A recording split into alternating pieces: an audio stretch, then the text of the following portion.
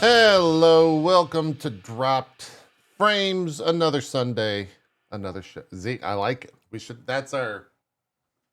Go. We need some finger guns. Do the. Yeah.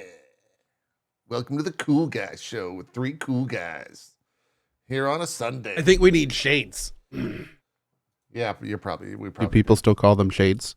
Is that still? Yeah. I Specs? think so. Sure. No, not. I think Specs is out. Specs is way. Specs out. is gone. Yeah, Specs Okay. is way too old. Shades though. So works. I'm gonna ride my JP, bike onto the stream next week. Yeah. Jump on a motorcycle, just ride it into. There we go. Bikes. Oh, that bikes. They're huge. Everyone loves them. So off the cuff here, well, not off the cuff. At the top of the show, JP, I had a complaint.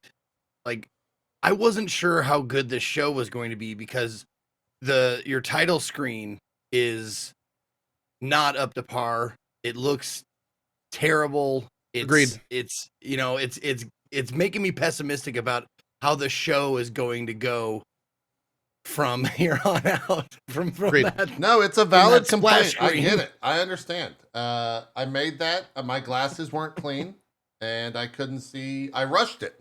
You know, it's not indicative of the show, though, that I rushed the title screen. It is. Okay. It is? The whole That is? thing. This Oh, whole thing is shit. just a giant rushed cluster. God At the end of the damn day. Yeah. it. Okay, well, it's going to be a bad But thankfully, show, I feel guys. like we've trained our audience for that. Like that's the expectations are low. Yeah. Some And I people think really like they expect like the bad title screen, and they kind of enjoy the shittiness of the show. From It's time to time. relatable. Yeah. Yeah. Yeah. Absolutely. It's I know relatable. what you're referencing. Code, do you know what Zeke's referencing? I'm just talking about how crazy bad this show is. So what are we talking about? There's some Starfield drama. Yeah. Oh. Drama. Oh, I It's just made the hilarious. connection. To be clear, no, I didn't get that at the beginning, I and I didn't do think you think did. the show is terrible. Yeah, So, no, but now that you're talking yeah. about it, Yeah. yes, Yeah. no, I know exactly what you're talking about, and that whole situation is so ludicrously overblown. At this point, here's the thing. Man. Here's the problem when social media turns into money for clicks. Yeah. It's that people will do anything to get clicks. And we're starting to see that more and more and more. And this whole title screen fiasco is just a great example of that. So Yeah. It for those the full explanation. The Starfield review codes for Starfield went out this past week, and the title screen for Starfield quote unquote leaked, and a lot of people are using that as whatever ammunition, whatever you want to put in there, for the fact that Starfield is going to be a bad game and that it will be rushed and that it blah blah blah blah blah blah blah blah. and for the record, It's just silly. we have seen gameplay of Starfield. We know that they're going for a simplistic kind of like I think either their words or some very common words around it are like NASA punk, where it's like it's very function over form. Like that's the aesthetic of the game is like simple, raw, like, they're not going for like floofy and italics and cursive, like it's just like boom, boom, boom, boom, like it's function over form. So the cover, the title screen of Starfield, believe it or not, is very sterile, function over form. It's just a block of options on the bottom left, a thing on the right, title on the left. So people are flipping out and literally making some of the most ridiculous. Well, clearly this title screen shows that the entire project was rushed out the door, and this is indicative of all the problems that this project has, and it's going to fail. I mean, just look at the title screen. yeah. It's obvious. Yeah. Obvious. It's the whole thing's done. I'm not even going to play it after seeing this. I'm not even going to play it. I think it all started from Mark Kern, who tweeted, the start screen of a game can reveal a lot about how the rush the team was and how much pride they took in their work. Starfield start screen either shows hasty shipping deadlines by a passionate team overworked or a team that didn't care. And that was kind of like where it all... Yeah. And for the record, the guy that posted that is known for trying to start shit on Twitter. Yeah. Frequently has horrible takes. Yeah. And does things just to rile the communities. So Also, it's like, this is the last game that guy made was Firefall. So Ooh. Yeah, it's the whole situation is just ridiculous. It's a little rough, yeah. Pete Hines actually responded to the whole kerfluffle this morning at about 8:30 a.m. So that's a little under 4 hours. And someone tweeted him and said, "Hey, DC Deacon, next time you and the lovely folks over at BG3, instead of rushing to make the game with many systems, factions, choices, and way to play, I would urge you to only focus on the title screen so you guys simply won't appear to be hasty or didn't care." And he responded and said, "Or they designed what they wanted, and that's been our menu for years, and was one of the first things we settled on. Having an opinion is one thing. Questioning a developer's care because you would have it done differently is highly unprofessional coming from another." And then he put dev in quotes. and you know it's bad when a tweet 2 replies from the main tweet is beating the first tweet in terms of ratio. Like, yeah, it's such a joke of a situation. Like, really it's one of those just like, yeah. And also, to put it bluntly, I think the title screen looks great. I think it's clean. I think it's like, it looks super, like, I have zero issues with that. I fundamentally 1000% more care about the game itself than, design choices on a title screen. Like, my lord, dude, that's the kind of guy who would walk into a bookstore and be like, "You see the cover of this book? You see how there's not enough boobs on it? This book right here is garbage. This is what they call Art of War. This is junk. No one's going to read this." Yep. Literally judging a book by its cover, like that is right. This is the biggest example of that. It's very weird. And it's just it. Do you think that Pete Hines was like, because I could see it both ways. If he was like, "Oh, you motherfucker," and he was like, "I'm gonna get you," or he was like, long deep sigh, just, "Oh." I think it was long Zeke, deep sigh. Zeke. Onto this. He is, that is the definition of disappointed dad. Yeah. It's just like, and you can tell because of the last sentence. He's like, "I expected more of you. Yeah.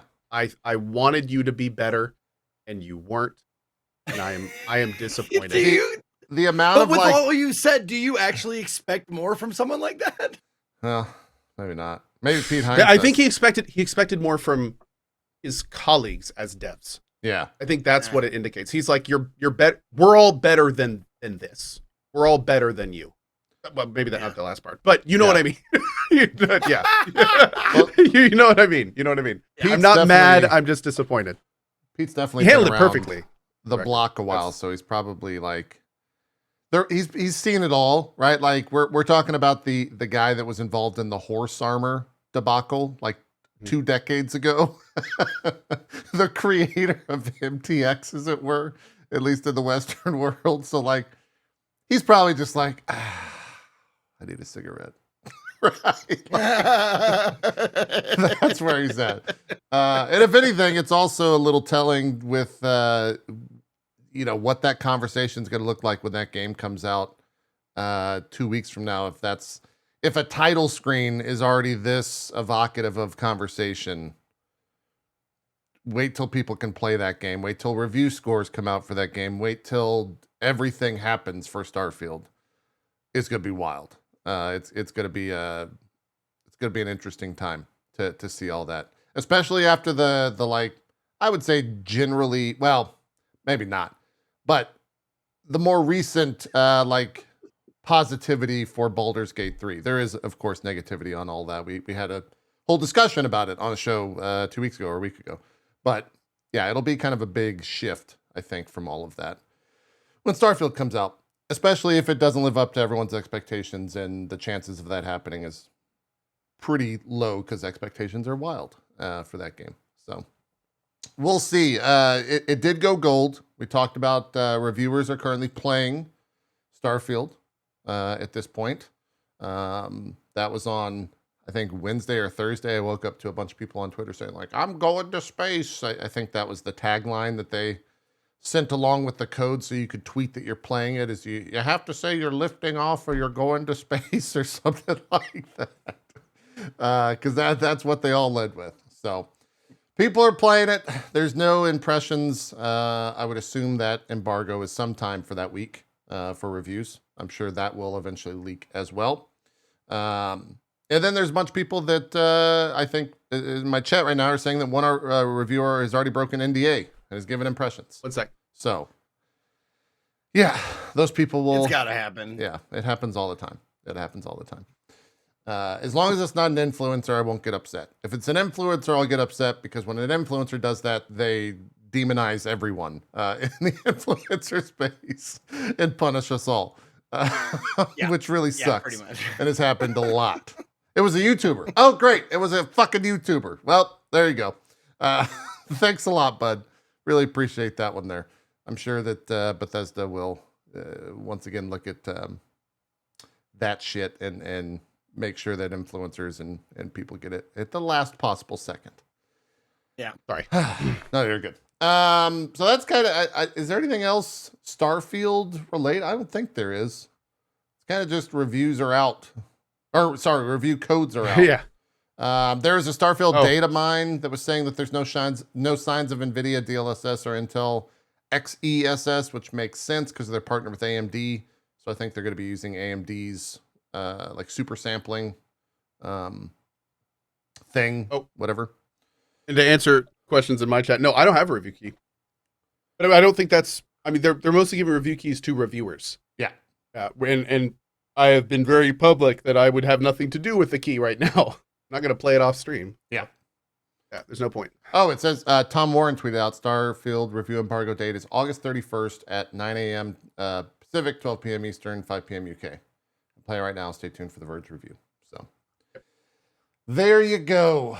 That is that. Baldur's Gate still trucking along, still dominating a lot of the discourse, as it were. I think IGN came out and gave it a 10 out of 10. And that's the one of the most recent talks I've seen about it. Still PC Gamer with its top rating in 17 years. Yeah, I gave it a 97, I think, was that score. Currently, it's at 731,000 players, which is wild, considering that game has been out for almost 3 weeks at this point. And it's seeing insane numbers. They hit their all-time peak last week at 875,000. We'll see if they get close to that today. As for whatever reason, Sunday seems to be the biggest day. What else is going on in video game news? Starfield and Baldur's Gate kind of dominating everything. Trying to see if there's any. I got some video game news. Let's hear it. I play video games, right? Zeke, I count. I was gonna say I was expecting Zeke to fart into the mic after that. No. I mean, I could still do that. I mean, you don't have to ask me. Thank twice. you. Thank you. That's a good one. Nailed it.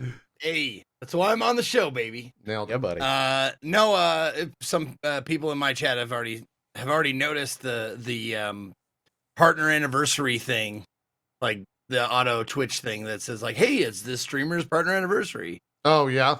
So yeah, 10 years. Nice. When was your actual like what date was it? Because they do it in like a range, right? Was it today or was it? No, it was like let's see, like 6 days ago. Oh, okay. 13th, 14th, Awesome. something like that. So it wasn't too bad. Yeah. Or wasn't too far off. But yeah. Well, congrats on 10 years. Where do you see what your date is? I think you have. Did you have to enter it manually? What's the process? I don't think I've done it yet. Zeke. No, it's automatic. Oh, okay. Yeah, I think it's automatic. Where is it at then? If you know where it's at, or did it just happen for you, Zeke? No, I turned on my dashboard, or I think my dashboard or one of my chats or whatever, and it was just right there. It said, "Happy partner anniversary. Would you like to," it's like the hype train thing. Would you like to share with this streamer happy partner anniversary or whatever? Yeah. Huh. And that's what it was. Yeah. So I'm curious to see what they put in as my partner date. I don't know if that was tracked back then. I'm very wonder if that was like the contract signing date or if it was like when the system updated 12 years ago or whenever that was. But yeah, that's cool. Is there any other Twitch updates this past week? Oh, didn't they updated it so you can now, when you block people, it's an option when you block people on Twitch that they won't be able to see your stream anymore. That was I saw that going around on the most recent update of patch notes. But I think you have to opt into that. So I'll repeat this in like 2 seconds because both of them are reading something else. No, no. Hey, listen, that got my attention, dude. No, I was looking up because I have my partner letter, like the letter of when I got it. Like, anyways. Yeah. So Zeke, are you I'm just trying to find that date. I'm sorry. Oh, Give me just a sec. Yeah. Barry linked it to me. I'll just link it to you in did he? Discord. Yeah. You can now block people from watching your stream by blocking. Oh yes, by I banning saw them. that. That's a great feature. If you ban somebody, you can have there's a little toggle that says ban them from also watching your stream or videos, or maybe not videos, but your live stream at least. I think it's just live stream. Yeah, I don't know if it's videos. I don't know the full effect of it, but I think it's good for like people that you know are stream sniping you. If their like Twitch TV username matches their in-game name, that's good. And then just like, stalkers, that's also good if you have a verified stalker account. Of course, they can just log out or go to another account to watch a stream, but it's still a good. It's as big of a step as Twitch could take, I guess. Apart from just like IP banning them from watching a stream, Which has all sorts of problems. which has a massive amounts. Yeah. It's a requested feature, I think, though, that people have been wanting for a very long time, and for them to deliver on that is good. It's a good change, good update. Yeah, it's funny, isn't it? Isn't it funny how Twitch is adding more like protective layers, and certain social media sites are taking them away? Right? Yeah. This morning, it makes no sense, guys. It's a weird thing for sure. It's a very strange thing. Also on the topic of Twitch, they announced Subtember is going to be a thing. It's presented by Teamfight Tactics this year. Okay. On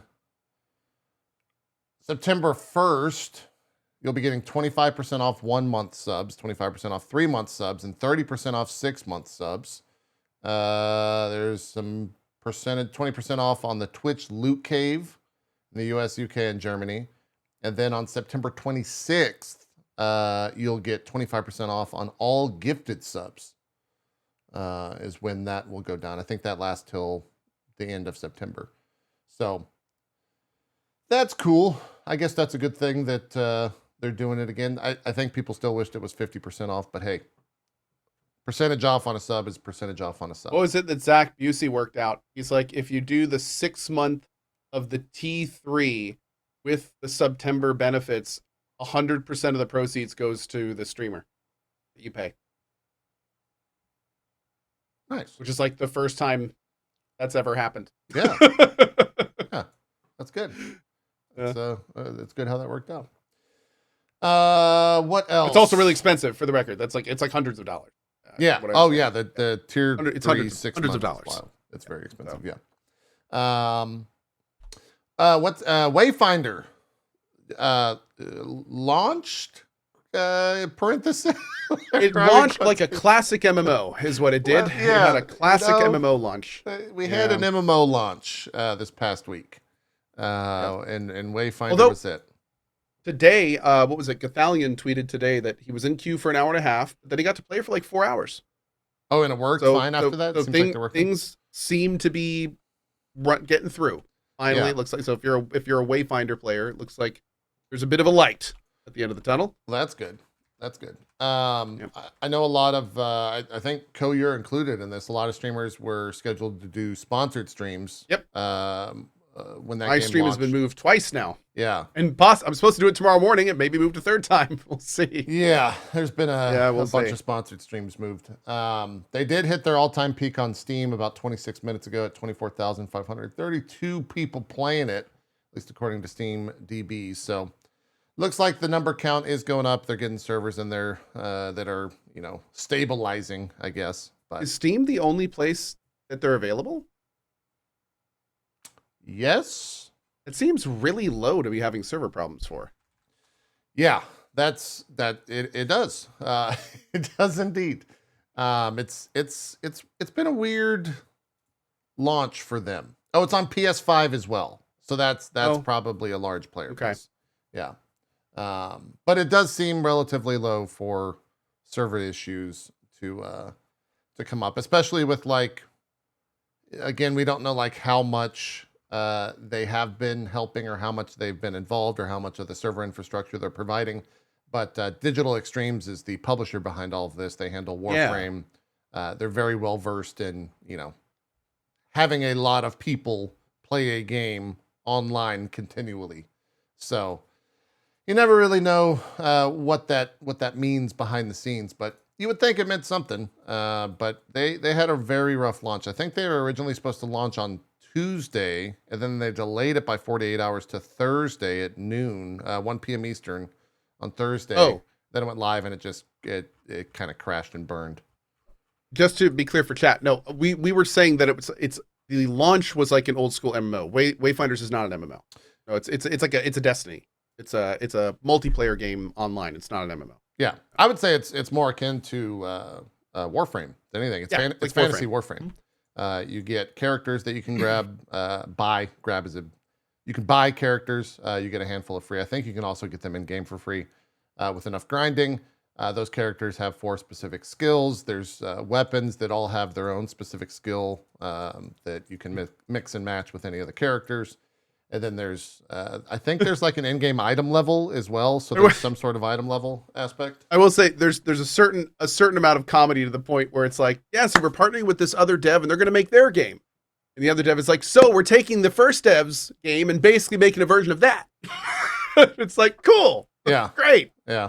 I mean, it makes sense, I guess, why they it works, right? And go with what you know, right? Yeah. Go with what you know. Absolutely. And now Warframe devs are making another version of Warframe as well with Soulframe. Yeah. Soulframe. Yeah. Which is its own thing. Is Wayfinder free to play? It will be in 6 months. Right now, I think it's a $20 buy-in. There also is a $150 buy-in. And that was another huge point of controversy this past week. It's got a lot of monetization. Yeah, there's a lot of monetization.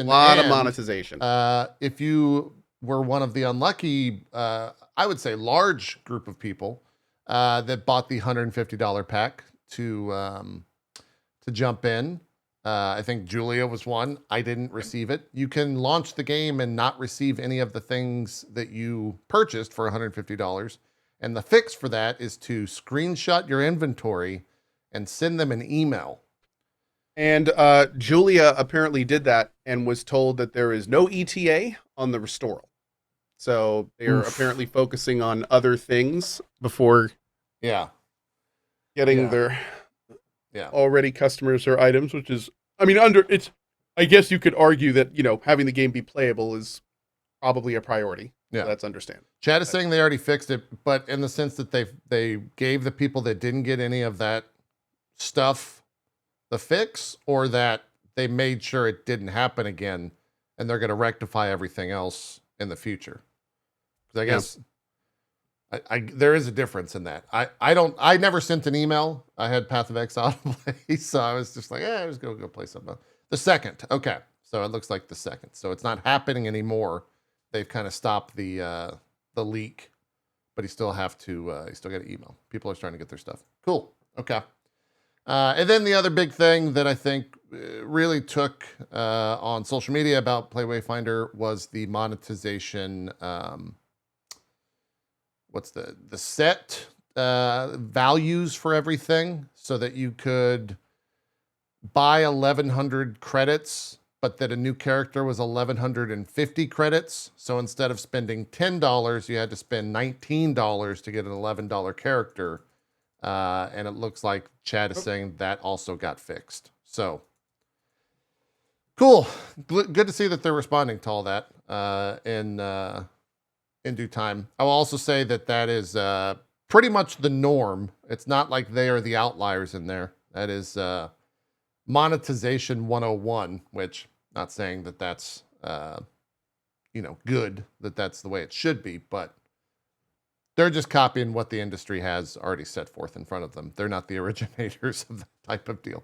So And in cases such as this, it's always my favorite thing to do to go to the Steam page and peruse the reviews. Big shout out to the devs for working really hard to fix the big issues going on of check script, players missing their founder pack items. Haha, perfect. That's the problems. That's the problem players were having. Not the fact that 95% of players can't get in. The hours, plural long queue, often ends up failing once it's your turn, but doesn't tell you it failed, or being kicked mere minutes after joining, or the thought that the constant disconnects and server issues, the chance of losing items or their benefits is very high. Yes, this is what they actually said in the Discord was something to fix ASAP, players missing items. The next review is just a 2-word review. Wayfinder. Yep, that's been the fair. tagline for the game. Yeah, that's fair. Wayfinder. Yep.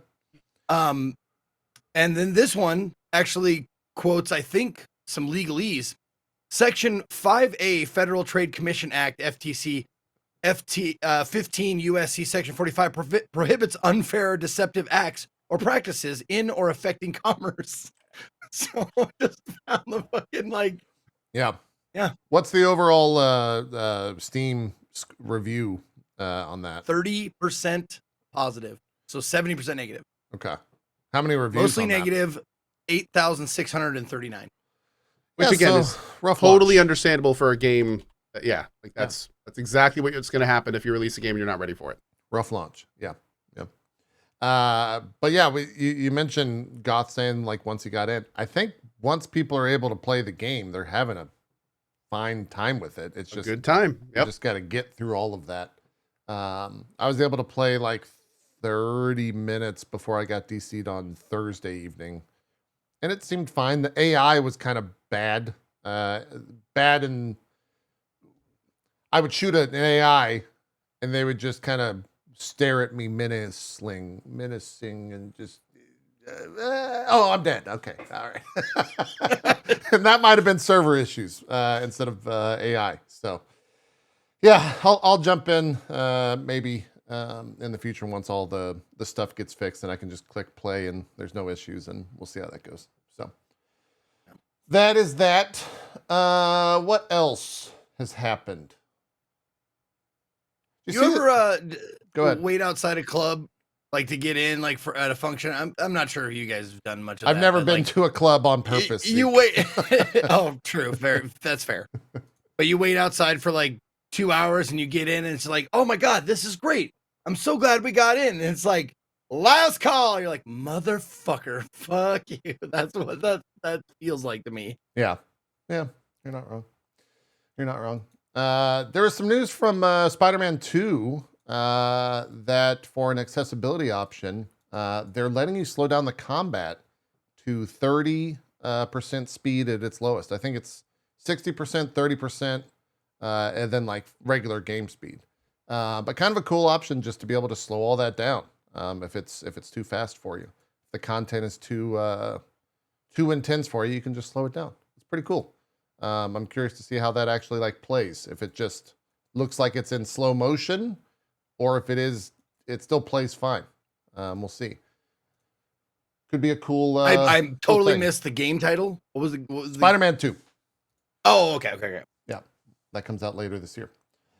And then there was a Destiny 2 thing, not like any big news, but Destiny 2's been having kind of a rough go, I would say. Their community's been a little bit upset in the past 30 years, I would say, just in general. But let's say 6 months for the purpose of this conversation. And they had the game director, Joe Blackburn, who just tweeted out a like 16-minute video talking about the community response to the state of Destiny 2. And like, it was him sitting in an office with like a little note, like a journal that he had bulleted some points out, and like no PR. There was no like crazy camera shots. It was just looked like he was a streamer talking to a camera and saying like, hey, this is how we feel about this stuff. This is what's coming. And it was kind of cool. Like it was nice to see that. You usually get a lot of like very produced very like marketing touch the shit out of this style pieces from just in general from companies these days. And for him to just get out there and be like, yeah, this is what we're kind of talking about. This is what we're doing. It was a little refreshing. He also said that he's going to be streaming over the next X amount of months. He's just going to fire up a stream and like play Destiny. And that community has had a pretty, they've had their like community outreach removed from them due to some really bad actors in that scene that have harassed the fuck out of the community folk at Bungie. So kudos to him, because he's going to be out there like doing raids and stuff on stream and being kind of like the face of that and being the main outlet for all of that. So I guess we'll see how that goes for the first stream, and if future streams follow that. Very brave of him to do regardless, and kind of cool that he did that. And I think it went so well. It was received very well within the community. So what's the what now?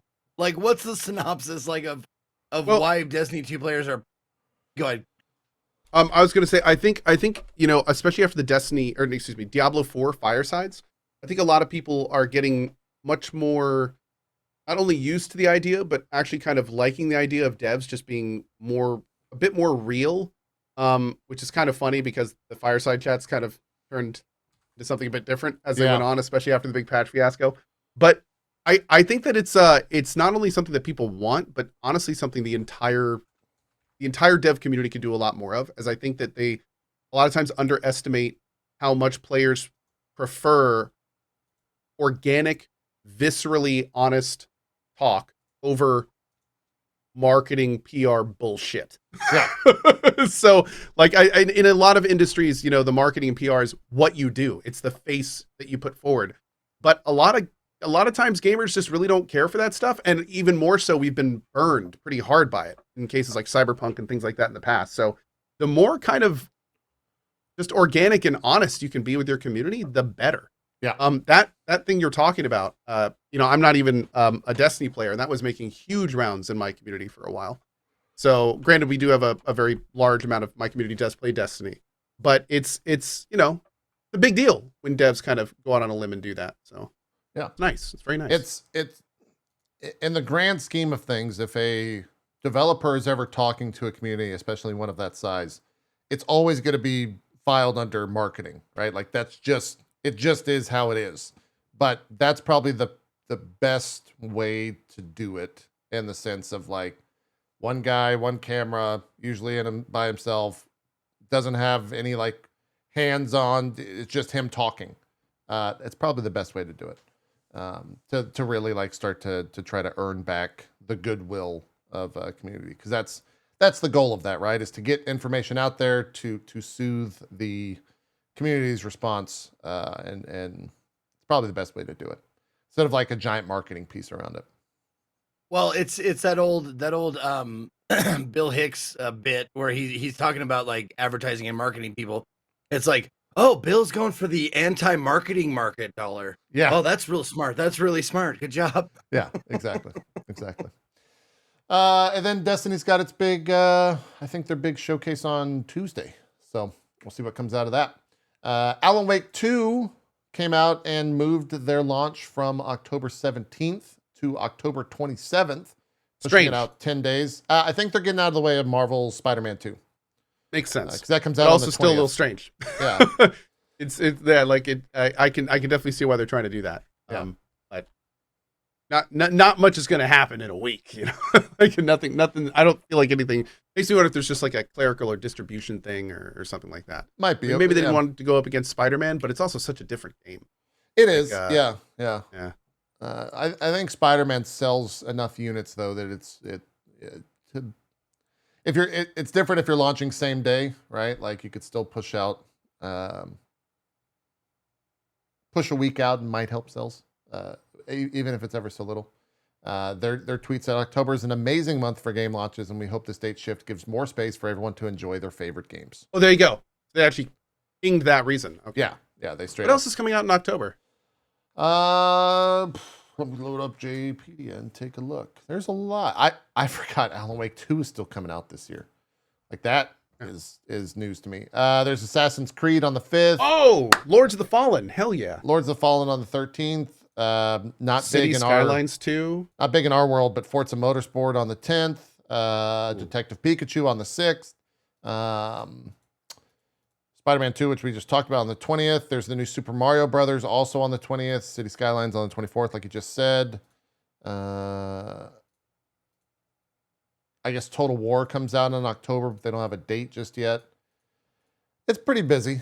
I mean, it's as close as to like November, the big release month, as you can get. And to be honest, November's actually not that stacked right now. It's like Call of Duty. There's a Star Ocean game on November 2nd. Super Mario RPG. It seems like Call of Duty is just kind of taking over November and everyone's getting the fuck away. Like a Dragon Gaiden is coming out. The man who erased his name. Break. Yeah. Kind of slowing down, at least in November. We'll see if that holds true. Because Gamescom is this week. And we might get some more release dates. That's happening on Tuesday, opening night Tuesday live. at 2 p.m. Yeah, Tuesday, 2 p.m. Eastern, right? Yep. Yeah. Geoff Keighley is, of course, involved in opening night live. He tweeted out some of the games. There's Cyberpunk. He tweeted out a list, and it looks great. Yeah, do you have that list handy? Or I'll open it if not. Let me find it real quick. I can pop it up real quick. We've got... I think I beat you there. Here it is. Nope, you beat me. Read it. We've got Alan Wake 2, Assassin's Creed Mirage, Black Myth Wukong, Call of Duty MW3, Crimson Desert, Cyberpunk Phantom Liberty, Lords of the Fallen, Sonic Superstars, Zenless Zone Zero, and more. Cool. So a lot of stuff we know about. It's got a lot. Yeah. Yep. I think he was in. He did specifically say there's not a lot of new stuff, but it's a lot of new stuff for already announced things. So we're going to be getting the big thing for me, obviously, is Cyberpunk. I can't wait to see whatever more stuff they have for that. Lords of the Fallen as well. That one's looking pretty cool. So I got to say, by the way, for those that haven't done this yet, we played the original Lords of the Fallen. I went back and played through that recently. Yeah. And game, I mean, still feels good, still holds up, still has, some of the random issues that never really made it a hit in the first place. But I got to say, we did the Lords of the Fallen first game and then watched the trailer for the new one. And damn, like they are taking the term of reboot to the cleaners. Like it is like I was having trouble picking like even one of the same tangents between them. Like they really are. They're kind of taking like the idea of Lords of the Fallen and like remaking it completely. Yeah. It is not a remake. Some people were erroneously saying that Lords of the Fallen is a remake of the original. It is not at all. It is a fundamental foundation up reboot of the franchise. So it'll be interesting. Yep. Looks cool though. Graphically, it looks really good. I think IGN put out like the first and musically 16 minutes. Oh, is the music good as well? Oh, what was it? They had some. In the trailer they did the like. Yeah, they had some. Oh no, they had some crazy good music. Did you see this is Iron Maiden? There we go. Yeah. Oh God, did you see the Modern Warfare 3 debut trailer? God, what was the song that they used, chat? It was one of those things where they like took a popular song from the 90s and then slowed it down and made it dramatic. Oh yeah, no, it wasn't. Was it Creep? Oh, it was Don't Fear the Reaper. It wasn't even from the 90s. They played Don't Fear the Reaper in like that slowed down, dramatic, new metal type screamy. I was just like, did they keep the fucking cowbell? Did they keep the fucking? No, there's no cowbell. The entire time I was thinking, where's the cowbell? There's no cowboy. Zeke's like, I was gonna play it. I was gonna. How dare you? Yeah, wasn't even a joke. Oh man, goddamn! I'm so goddamn sick of that, dude. Yeah, I'm so sick of people like taking older great songs and then slowing them down and either making like a slower metal version or more so, and I've heard this way more, having like a breathy like a female like sing like this. Yeah. Oh my God. Yeah. Or there's the alternative. You can do the hip hop version of all that stuff, and that also exists. If maybe the dubstep version. Dubstep has been replaced by the breathy female vocals. Oh yeah, dramatic music. I feel yeah. Oh damn. Yeah. What were we gonna say? Cody, you said what was what? What exactly is I'm 90% sure I've seen a trailer for it before, but what is the hype behind Crimson Desert again? That's the single player game from the Black Desert devs, I think. That what it is? Yeah. Okay. I think that's correct. Chat is saying yes. I'm getting confirmation from chat. And they're saying yes. That could be cool. Yeah. They got some money. They got a pretty looking engine. They have money, sure. They can throw money into a game and see if it's cool. Yeah. Those look very pretty. Yeah, fully single player. I guess we'll find out more about it on Tuesday, right? Yeah, it'll be there. And then did either of you watch the Armored Core presentation on Friday?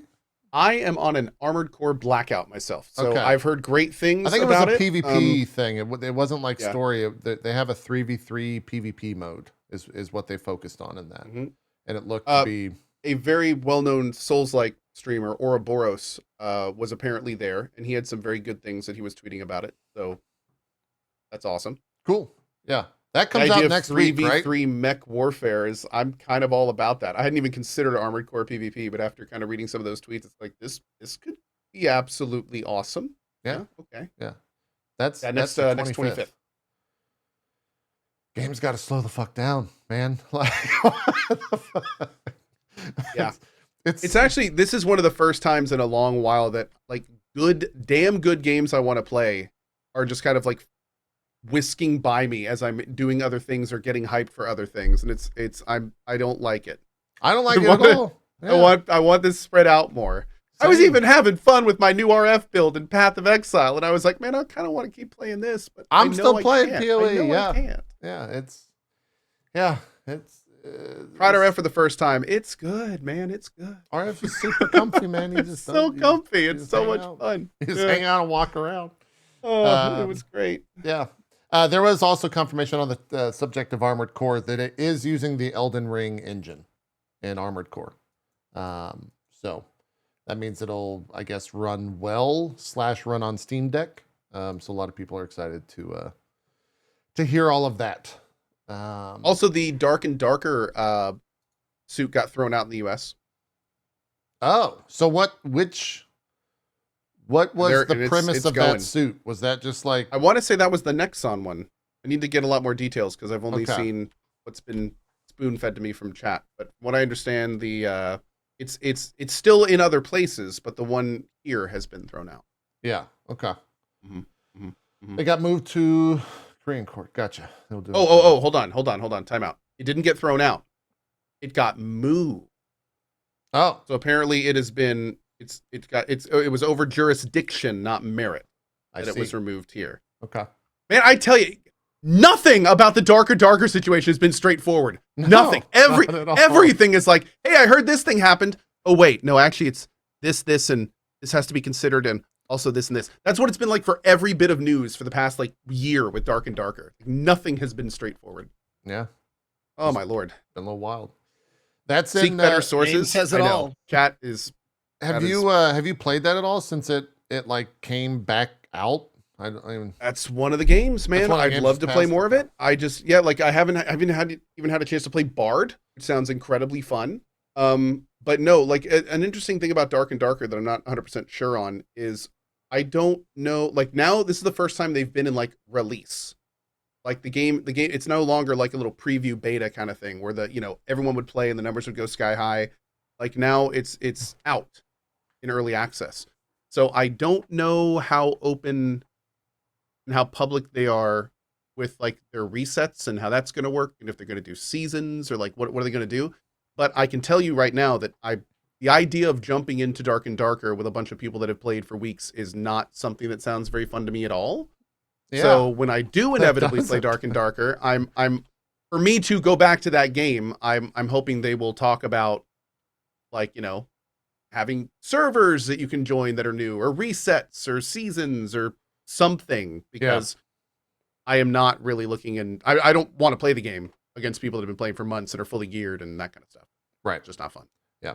There's an inherent just power gap right there that you log in and you have a 100%. bad time because of that. Yeah. It's like playing Tarkov midway through the wipe and just getting headshot from across the map because someone's got a crazy gun and a crazy With a thermal on it. Yeah, thermal, exactly. and you're just exactly.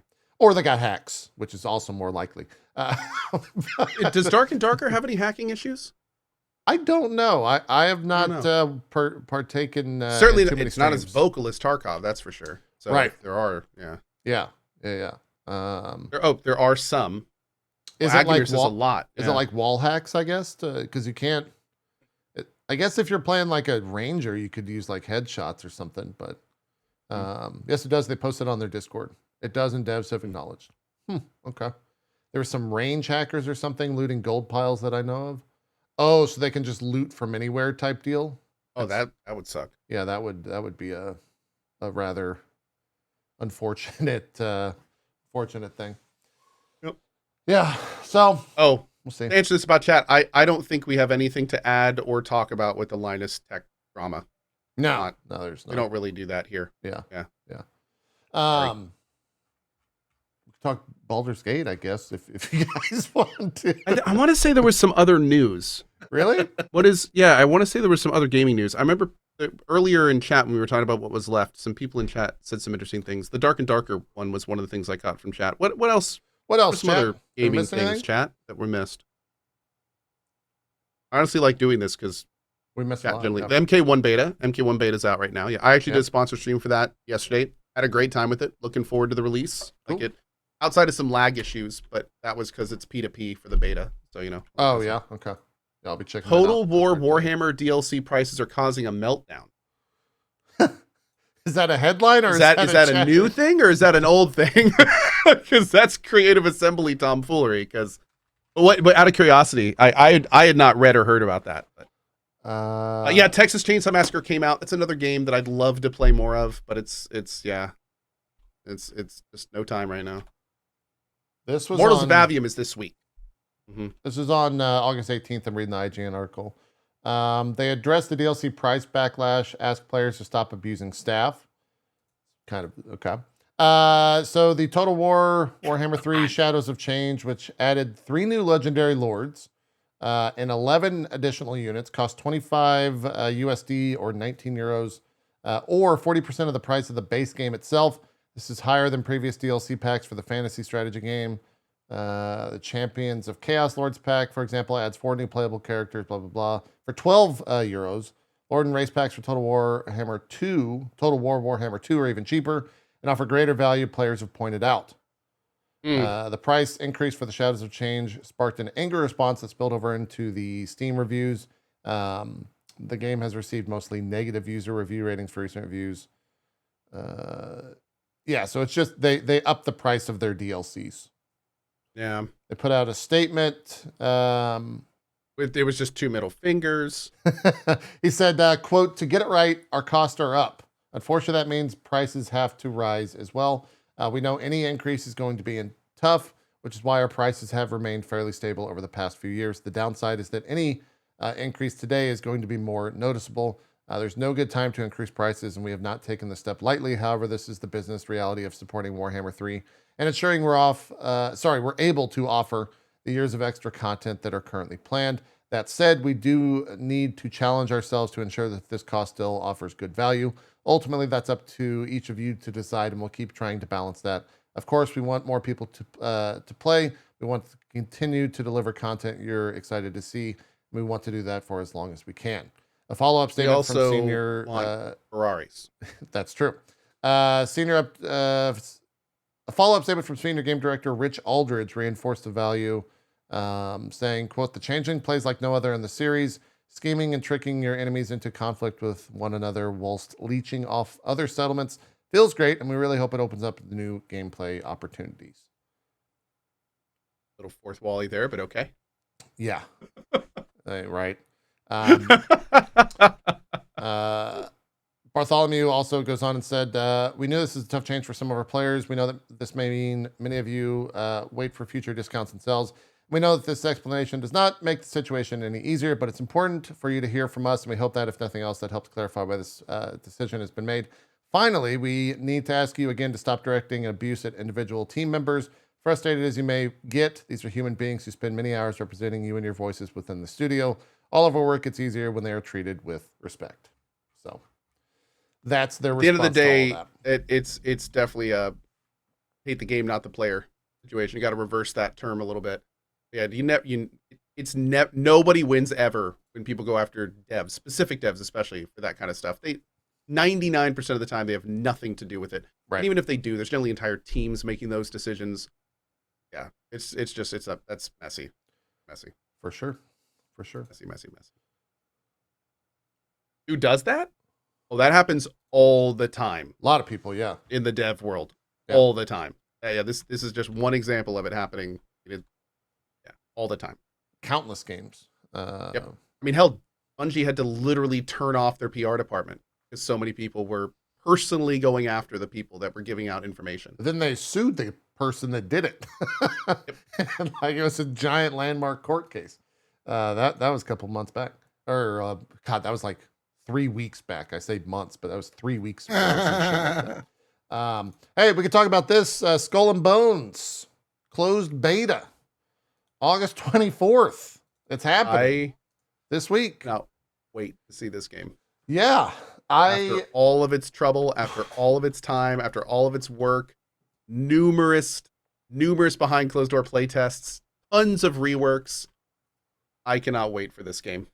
Yeah. It's happening. There are, I know sponsored streams that are happening for it. I'm very curious to see what that looks like. On all fronts. Me too. I don't know. I got an email that was like, "Hey, are you?" Well, the email was so interesting because it was like, "Are you still interested in this game?" Yep. I think is what it was. What was the? It says confirm your closed beta participation. If you are selected for the closed beta, you'll receive a preload confirmation email in the coming days. And I guess they're like telling you to check out your PC specs first, and then you confirm your participation. Weird. Yep. Is that supposed to come out this year, or did it get delayed and this is the closed beta? I have no clue. I honestly, like, at this point, if they don't want it to be like a massive PR and financial fiasco, they have to basically just keep testing the waters until, like, I have a feeling that this is a big test to answer that exact question. Because we can't at any point, even if they were to say it comes out this year, they've said it's going to come out like 3 to 4 different times now. Yeah. So the date means nothing if they're public about it. When it actually comes out, it's going to be based on when they finally have something like this that clicks. So we'll see. Yeah. That was supposed to release in March. Man, wild stuff for sure. We'll see what happens with that. I'm looking forward to it, man. I'll be there. Yeah. I'll be there to try it. Okay. And that's this week. So next week Zeke is out in terms of just future shows. We will have a show next week, but then I think for Starfield weekend, we most likely will be taking the 3rd off, September the 3rd, because everyone will be playing Starfield at that point. So we'll talk about it next week, and hopefully it's good things to report. We can talk if to you're going in expecting good, temper your expectations. Hopefully it's let's go playable. Hopefully you could play it. Let's go with that. Yeah. Hopefully you as long log in as and the play. title screen is good, I'll be happy. The title screen, it's got to be good. It's got to be good, or it just shows sloppy laziness. That's correct. That's right. Let's talk PoE while Zeke's out, because he would leave anyways. You played. I think you did. How many? 2 or 3 hours? 4 hours. I played 4 hours. Okay. 4 hours. And honestly, I played RF, which is called a skill called Righteous Fire. Yeah. Righteous Flame. Righteous Fire. For the first time, and I loved it. I just had a great time. It was PoE, man. I've got almost 1,000 hours in the game. It's PoE. I tried the mechanic apparently way too early. Got my ass completely kicked.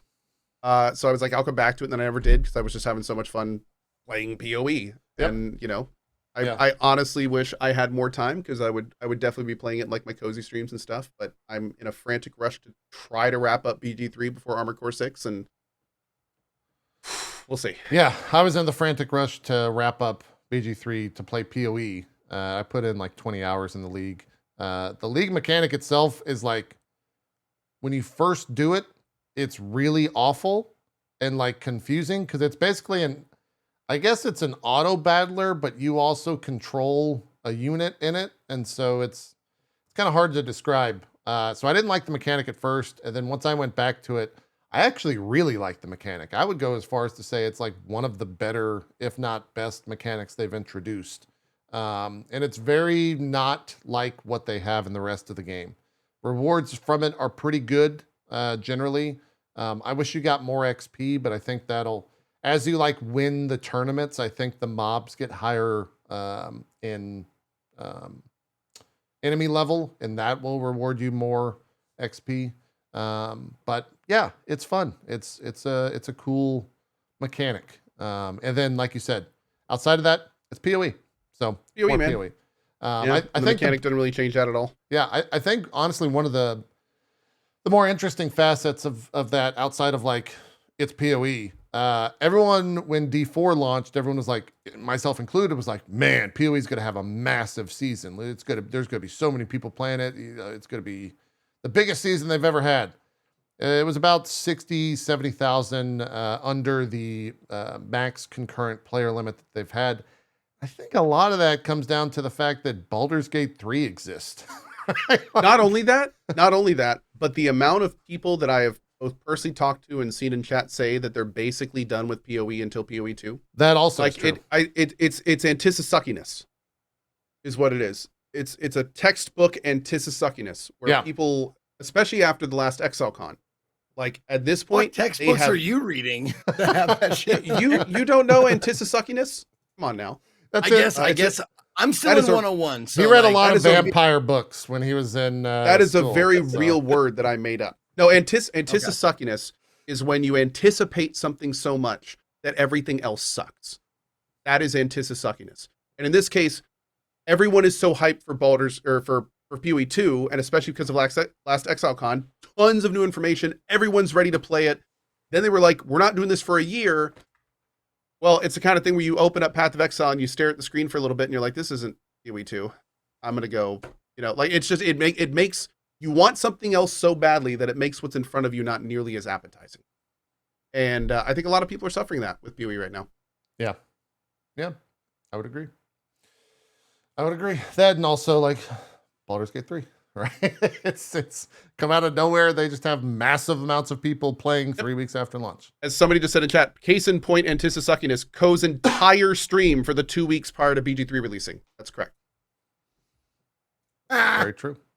What's the terminology for, because I'm experiencing a little bit of this. What's the terminology for finishing a thing and having suckiness?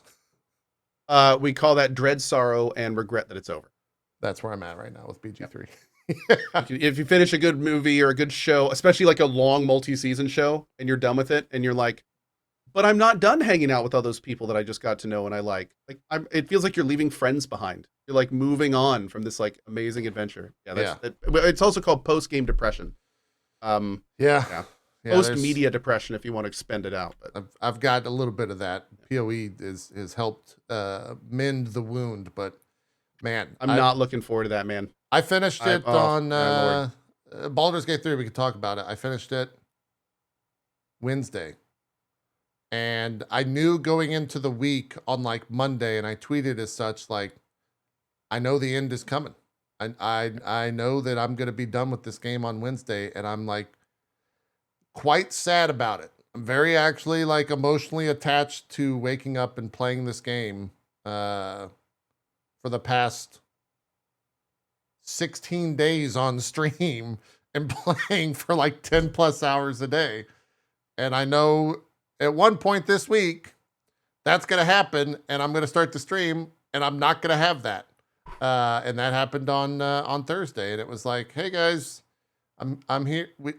Let's watch some trailers. I guess we can do some trailers, and then I'm gonna go gonna go cry in the shower and go read some stuff. I'm gonna watch some familiar shows that I know what happens, so I can like half pay attention. I'm gonna go stand in front of a window for a couple hours and just stare outside with my hands clasped behind my back. Yeah. And I think the most common response, and I'm seeing it multiple times in chat now, is like, just start a new playthrough. After I finish like a 130-hour playthrough, I'm not the type of person that's like, I'm gonna jump into a new one, because I've already like, my story is over. The adventure that I went on is done. I'm not gonna like start a new adventure right away. I got to give it some time before I can jump back in. I'm the same way. And I even tried. I was like, I'm gonna go make a paladin and do Dark Urge, and I got like 5 minutes into the opening of the game, and I was like, man, this guy sucks. He's not even my fucking character. I want my fucking I want my items. I need some more stuff. I want. Where's all my buds? Where are the buds around here? Yeah. So I'm in that post now. I guess it honestly got me very excited for Starfield. If I'm 100% honest, it made me like excited for Starfield. For like another game that I can hopefully put in, 50, 100 hours and dive into. And then once you're done with Starfield, if you're into it again, you got Cyberpunk 2.0. Yeah. I got another one for sure. I put up a full, I took a page out of Co's book. I put up a full thoughts video so everyone can watch that. It's got 15 minutes non-spoilers, and then I go into the spoilers. And yeah, I'm good. It's a fantastic game through and through. Even with all the bugs that I encountered in Act 3, that are pretty wild. In the final fight, I had an extra character. I was telling the guys about this. I had an extra character in my party because of a bug. So that's like it was actually like straight up bugged. But it didn't bother me. And I was perfectly fine with the ending. Perfectly fine with how everything wrapped up. I would say like the ending isn't super bombastic, or at least mine wasn't. I have seen a bunch of people say like, yeah, it was super emotional for me. So I guess I didn't get that type deal, but it's good. Act 1, I think, is the best act. I think that is because it has been through early access though. So it's the most refined. It's the most well done. It's got, so many more hours played into it because there's just been so many more people that have played it. And so it's the most refined. If Act 3 gets to that point, I could totally see Act 3 being the best act. But that being said, there's a lot of bugs in it in terms of like triggers for events that don't happen or do happen or happen out of place or, whatever. There's just a lot of random stuff in a game that big with as much stuff happening. It's kind of bound to occur until you get the people in there to actually like go in and fix it. That and also the performance issues. I was starting the game over like every 4 hours or 5 hours, and that sucked. I've talked about this a lot for the last few days. The only thing that I'm particularly not liking about Baldur's Gate 3 is how I feel like I'm having to do Act 3 on eggshells. Yeah. I'm having to like reference chat a lot more than I feel comfortable. Like, hey, is it okay to do this now? Is it okay to do this? Like, what order do I need to do this in and stuff? And it's really taken away a lot of that, like, just magic of going to where I want and exploring where I want, and knowing that if I, find a cave in the back of this house and I go into it and it leads to a underground prison, that I can explore that and not have to worry about it. But like, with DOS 2, the ending was an absolute mess on release. After a while, Larian cleaned it up, and now DOS 2 is pretty rock solid. When Baldur's Gate 3 gets to that point, like, Act 3 is going to be magical. Yeah. It is one of the most concentrated content dense. Areas. Holy shit, you're right. That I have ever seen in a game. And when all of that is working how it's supposed to, it's going to be incredible. But right now, it's like a ball of yarn where they've like randomly made cuts like around it, and you never know if the ends are going to connect properly or if they're going to work. I recently got done with a relatively major area of Act 3, and the first thing I looked over in chat, somebody goes, "Man, I couldn't even do this area. The whole thing was bugged." And it's just like, to think it was an amazingly cool area. And it's like, is that to why think you were if somebody's walking on eggshells because of bugs? That's what I'm walking on eggshells because I don't want to hit those bugs. Thankfully, Okay. I've been taking a lot of advice from chat. I've been, you know, hey, if I get to an area that looks suspect, I'm like, hey, should I keep going here? Should I stop? And, you know, 9 times out of 10, chat's like, go back, like turn around. But because I've been doing that, I've run into not a huge amount of issues. So thankfully, like if you do things kind of in the right order, in the right way, if you do quests in the right way, it seems to go okay. The issue is when you start breaking things or doing them out of order. So if there's a dungeon that has like an entrance at the top and then you fight through the dungeon to the boss at the bottom, well, there might be an alternate way to just go into the boss's room from someplace else. And, you know, chat's like, yeah, if you do that, then not only are you going to miss a bunch of stuff, but like this character won't do this properly and the quest doesn't resolve properly and stuff like that. So there's also apparently one quest that's just like broken. Like it doesn't work properly. The triggers aren't firing for it. Which one is that? Calling fireworks. Okay. Like some people are figuring out like there's a way to complete it, but there's supposedly supposed to be a lot more that's not triggering properly.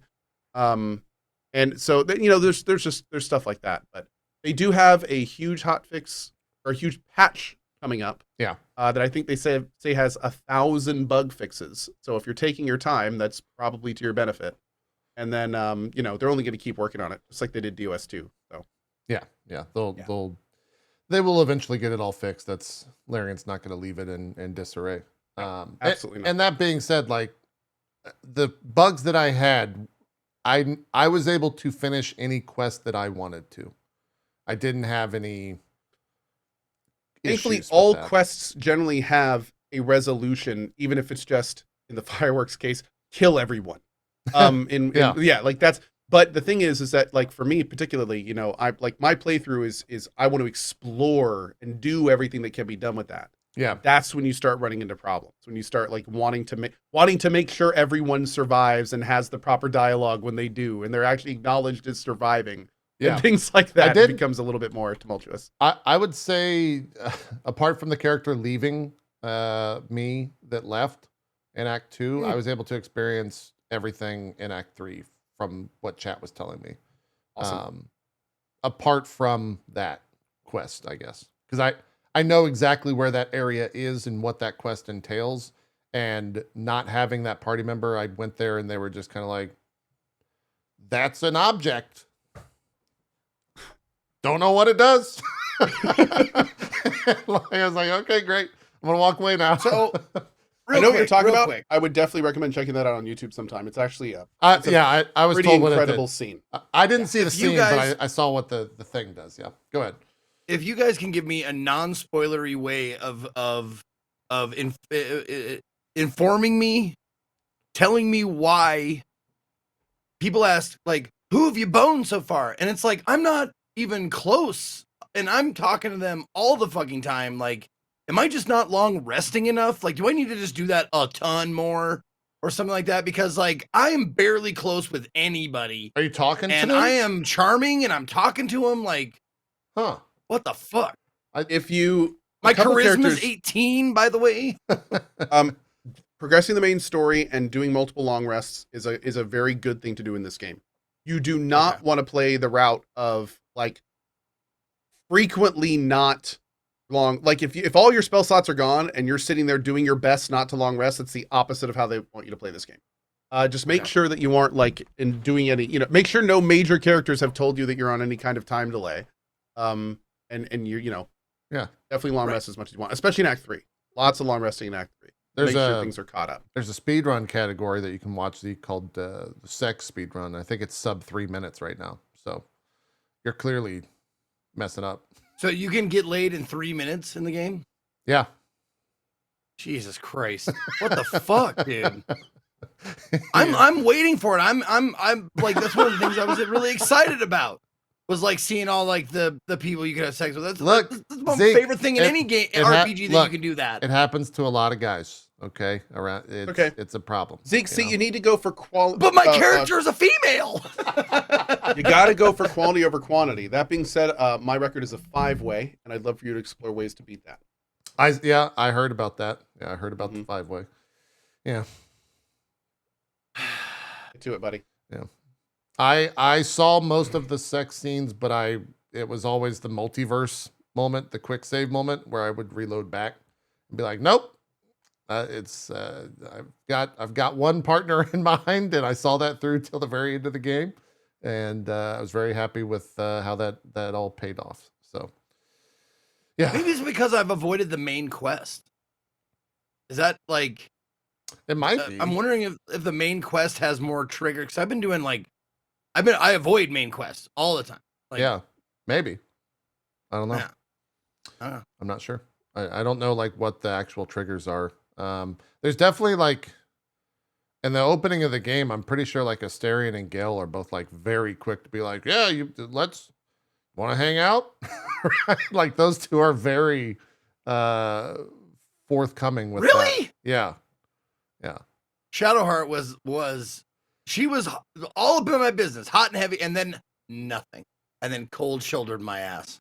Well, like seriously. I talk to her every night at camp. And I'm like, hey, about our relationship, what do you think? And I get the same fucking responses. I'm just like, let me get in that booty. You're not. God damn, this game is supposed to be the horniest game, and I'm not getting nothing. Nothing. It's terrible. I think some strongly worded tweets to Atlarian Studios are in order. Yeah. Maybe a letter. Maybe a letter. I think I need to Handwritten go letter. probably do more main quests and long rest more and shit like that. Might Can you be. just long rest like a bunch in a row? Like As long as as you long have as camp really. supplies. I No, guess. sometimes it doesn't work. Sometimes you want really? to do some stuff between them. Yeah, Oh, from what I I didn't know understand, that. there can be situations when you want to like do a little bit in game, so you don't just long rest a bunch of times in a row. I didn't know that. Yeah. I don't know if I was not long resting frequently enough to hear that, but I did have quests that were like long rest sensitive that I learned after the fact. But that was honestly one of the reasons I think I enjoyed the game so much is that for 80% of my playthrough, I was always ahead of the chat. And so like it affected the business side of my stream, but my genuine interest in like, oh, I wonder what's going to happen. I wonder how this is going to play out. I wonder was always real because it wasn't like, actually, you didn't do X, Y, or Z in the chat. It was just like, I don't know. You got to figure it out. You got to see what happens. And that's very rare for me to be like ahead of the player base in that regard. That stopped at the end of Act 3 where it was just very rampant of like, you didn't do bibbity blobbity hoppity hippity. You got to go. That's blibbity blobbity hibbity hibbity. So you got to do that first, man. Yeah, you got to do your all problem. That first. But it was great. Now, this is something I actually want to know. So, like, just you can give me a straight answer on this. Like, if I am involved, now cover your ears if you don't want to know this. But We'll say the question. It's just first, it's just about sex. It's about sex. Oh God. And the question is, I don't want to. you might not want to hear the answer. If I am like romantically attached or have flirted heavily with one member of my camp, does that like X out all the other members of my camp? It totally depends on the person. On the character, For the record, I was I'll just go ahead and say this because it's not really a spoiler. It's important information that you need to know. Okay. I, in my playthrough, have been Team Shadowheart. Shadowheart is my girl. Okay. At that point in the game, I was given an option to explorinate with some other fiery friends that we have. Right. I pursued that path. Yeah. Shadowheart just straight up went, "We're done. Have fun with her." Did you get to bone Shadowheart first, though? No. No, I did not. And I was very angry Okay. about that. No, was- but see, I was like I incredibly can completely like if I need to dump Shadowheart for Now, someone who is basically my wife at like in real life, like I do need to tell you. she's I do need built to tell you. and acts like my wife in real life. Like I'm dumping that bitch and going to hell. If you know what I mean. I do think it's important to mention though that later on, once things have become more official, at that point, many more roads open. Yes. Not only for Also- the player but for her and St. Drought so just Twins keep and playing, anything else. keep long resting when you need Yeah, to, keep doing the main quest. Okay, it'll happen. Are you being my dad right now? Like, don't worry, son. It'll happen, yeah. You're a late bloomer. Worry, It'll happen. Yeah, It'll that's happen. I'm actually curious if the two of you are agreeable to this. Is a certain druid the like sluttiest character? 100%. Okay, all right. I was just making oh sure my I didn't. God. I was just making sure I didn't make any decisions. But like, That holy man shit! is okay. that man is a glass of water in the desert, is what it is.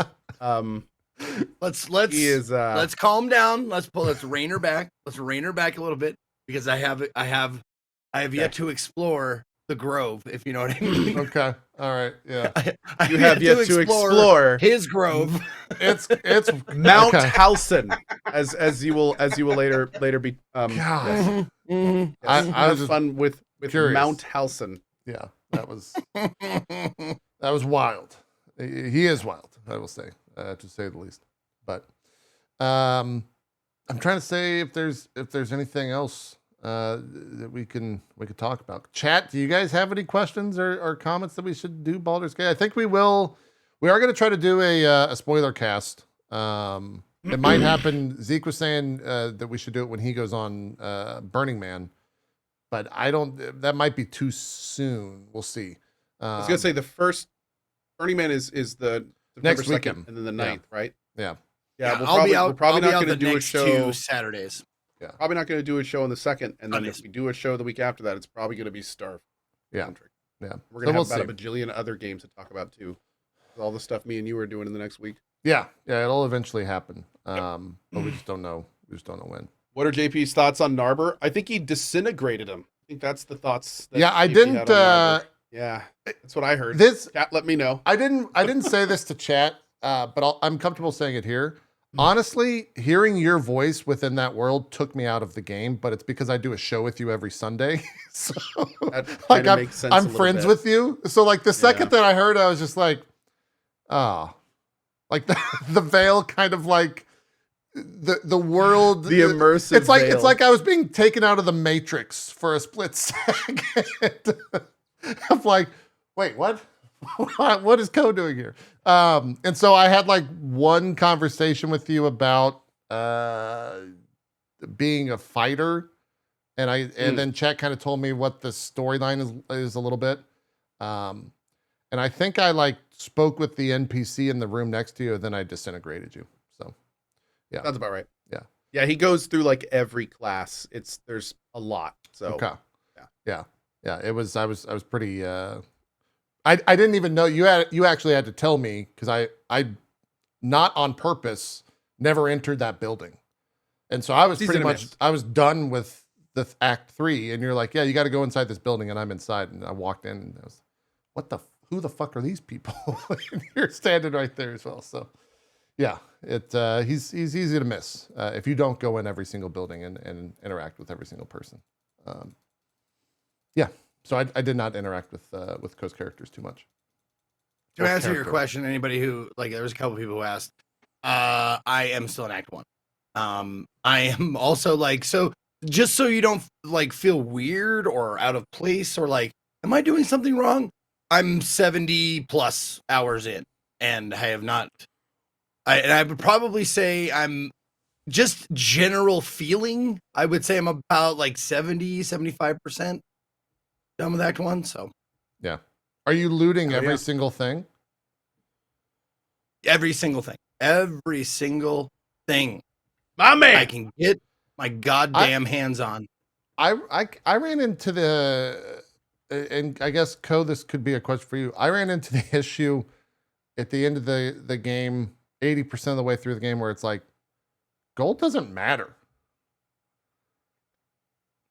I was sitting at like 30,000 gold, and I was just like, I've been buying a Well, lot it's of nice stuff. to go to a merchant and just like, Yeah. like there's like one or two things you want. You're just like, I'll have those now.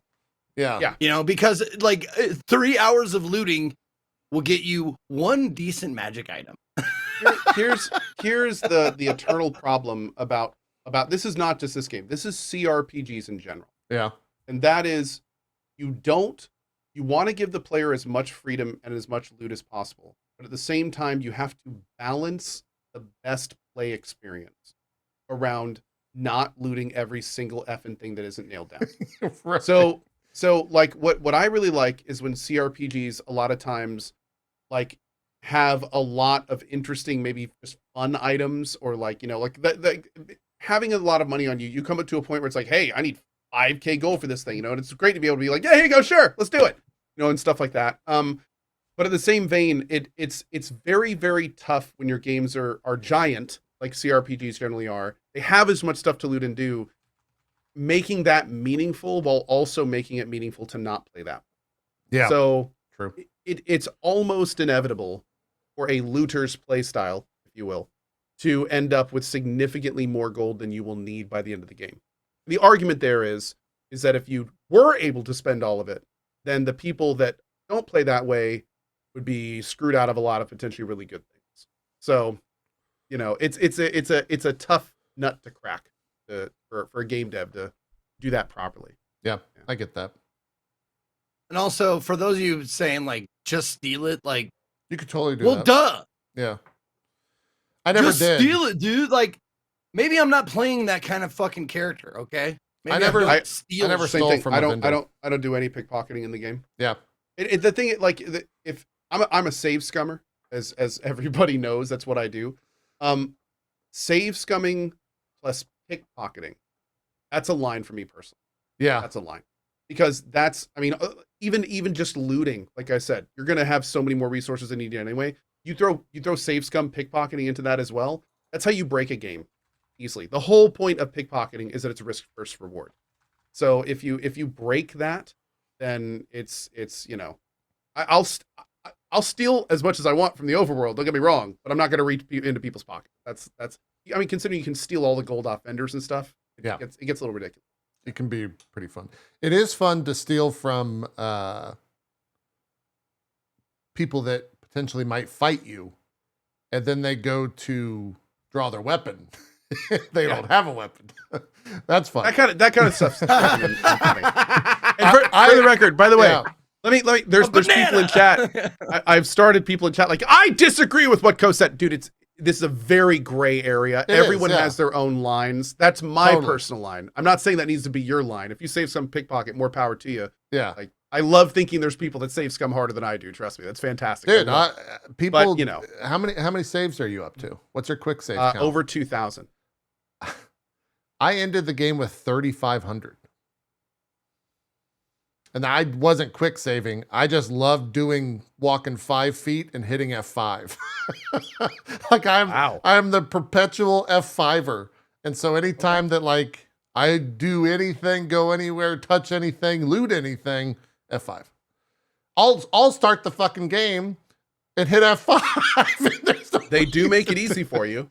Yeah. Yeah. It's I mean, when a game makes it so fluid and quick, like it's it's easy to do. It's kind of funny with that. Now, how are your reload times? Act 3 is rough. Not great. I actually stopped save scumming in Act 3. Like I would just let things go because it would be. It's a little rough. 20. Even in Act 1, it's not great load times. Act 3 is a different beast, I feel. Yeah. Okay. It was definitely a lot faster in Act 1 for sure. But maybe that's just me. Maybe I'm in the sense of maybe I'm just making that up. But it felt longer in Act 3. It might not actually be longer. I might have been more open to it in Act 1. Quick save 546. Okay. Yeah. I love that they counted them. I think that's awesome. I like that too. Yeah. You can also go and look at your save file size. I think Dan was telling me or told his chat, and his chat relayed to me that he had like 8 gigs of save files, which is kind of crazy because you can limit your quick save number, and I think mine's at 50. But like normal saves are just normal saves if you just name them. And so mine was like, I think 3 gigs, but it's because I mostly utilize quick save. Whereas he was, I think, just making hard saves. So it can get kind of large in that category. Ko, how many are you? How are you liking the itemization of the game? Because I feel like Act 3 goes crazy with it, and I just loved it. It was like I was playing PoE. It's pretty good. I mean, I really like how many items there are. There's a few. There are. I feel like the game kind of tries it sometimes to railroad the player into a few different specific things. And there's some items that I really want more of and haven't seen like any real itemization at all, like hand crossbows. I have 2 characters that use hand crossbows. Oh. And I've seen like I've never seen a rare one or a gold one. I've gotten 1 purple one. I just got my first blue one. I'd love to see like some items I feel could use a lot more itemization added to the game. Yeah. But I mean, I love it. There does. What do you mean by itemization? Just the amount of items and loot. Generally, like a variety of weapons, variety of armor, like that kind of stuff. He means in rarity. Oh, you mean like? Okay. Yeah, like for No, monk. For monk, there's like a billion fucking items. For other classes, yeah. For monks, there's a huge amount of stuff. I actually turned my Jahira into a monk. Yeah, they tried a thief monk. Monk is rough in 5e, and so they tried to balance it out by introducing a shit ton of items for it. And now they're just now they're broken. Yeah, no. At level 12, everything is broken in this game. Like That's true. Every class is just a walking god, and there's a reason they stopped at level 12, and it's because you're walking around and just like fucking flinging just death everywhere, bunch of death. That is honestly like one, like very, very minor gripe about the game is that I very rarely find new items for people. Like it's that will start changing. Yeah. Okay. Is that okay? That That's will very much Act 1 start thing? changing. Okay. As you get towards the end of Act 1, cool. and then into Act 2 and Act 3 particularly, you'll start getting a bunch of interesting and unique items. Yeah. Cool. Mm-hmm. But like I look at everything and I'm like, fucking this is +1? Get out of here. Yeah. It's like this one, like, and like some of the special like abilities on them. It's like this one will make a puddle of water if you shoot somebody. Like you're like, okay, I could see how that could work for a specific build. Dude, that puddle of water staff's one of the most broken things in the game. Yeah, because here's the thing: if things are wet, I was making that up. Oh, okay. No. There's things that have. No, there is funny story. Funny story. There are things that cast water and things of that nature, and enemies take different types of damage when they're wet. So like they take like in some cases twice damage if you make them wet and things like that. So they're really strong. But that being said, synergies like grease and fire, water, electricity, ice, blah blah blah. Yeah. I know that. Yeah, the mental shit. Yeah. But that being said, there are some incredibly awesome items. Like I have my bard using this one-handed rapier that basically like completely changes the game. I love that. The monk fists that I got that you probably know what I'm talking about are just incredible. There's I really like in BG3 how there are many times when you get an item and you're just like, oh, this is gonna make my character. Yeah. Like this one thing is gonna like completely change how this character functions. And I like how many of those I've been finding. Yeah, I think I was 90% of the way through, probably 120 hours. It's actually on the final stream day. I started the stream, it's like, guys, we're gonna respec a character. We're respecing this character because we got some items, and I think it could be the most broken build in the game. It was the most broken build in the game. I was doing 350 damage a turn. Like it was, I would see a boss, they would have like a couple hundred HP, and they would walk up and just die in the first round. It like kind of trivialized the entire combat at the end of the game, because the combat would start and they're like, you're gonna die. Ah, shit. That's the end of the combat. Well, you of course have to tell us what at least the level spread of this. It was just a level 12 fighter champion. Oh. And I dropped it was Karlak, I respect her to champion, and dumped all of the gear that decreases your crit by 1. And so she was critting on, I think, 15, and she had 22 strength, and was hitting with a weapon, with great weapon fighting mastery, which I think might be the most broken spec in the game, because it's a -5 to hit for 10 extra damage. It's pretty strong in normal D&D, but like in this game where you can get so much 2-hit bonus, the -5 penalty is like nothing. And so hitting for like 60 a pop every single turn while hasted with level 12 fighter. You get so many feats. You get 6 attacks a turn. It was 9 potentially if you're action surging. It was just like, That is pretty silly. broken. See, it's funny to hear you talk about that because I'm like, man, that goes against like now this is my brain. This is what I would say out loud, but my knee jerk is definitely like, oh, that goes against like the spirit of the game. And then I have to realize like I do different tactics. But no, but I do just as much cheese. It's just a different flavor of cheese. Yeah. Like I take the 300 I don't know, motto, maxim, whatever you get, the advice. It's not who's fighting, it's where you fight. And I have cheesed so many rooms full of fucking enemies just based on like, well, they can't fucking hit me, like the door thing. Like Yeah. Or like, I'm up here and you don't have fucking Misty Step. Sucks to be you. Pew, pew, pew, pew. Yeah, and I love that the game has that, right? Like it's got so many facets of how you can handle a fight.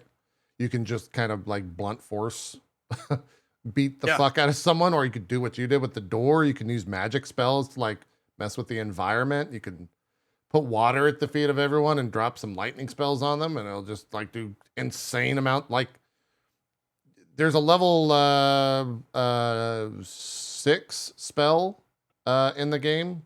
I don't think are spells considered spoilers if it's in 5th edition. No, if it's in that player's handbook. You get chain lightning eventually, and chain lightning does crazy damage if they're wet, like 100 per person, and there's ways to increase that through ungodly items that you get on your caster, and it's just like everything's broken at the end of the game. Everything is broken. The power fantasy is real. You could just it definitely feels like sometimes in the game, like Larian is like, did you just find another lightning item? Weird that did you find another one? Yeah. Oh, do they have synergy? Oh, that's so weird. That's so crazy. There is a lot of that. Yeah. They want you to. You should put both of them on. Right. Just put them on.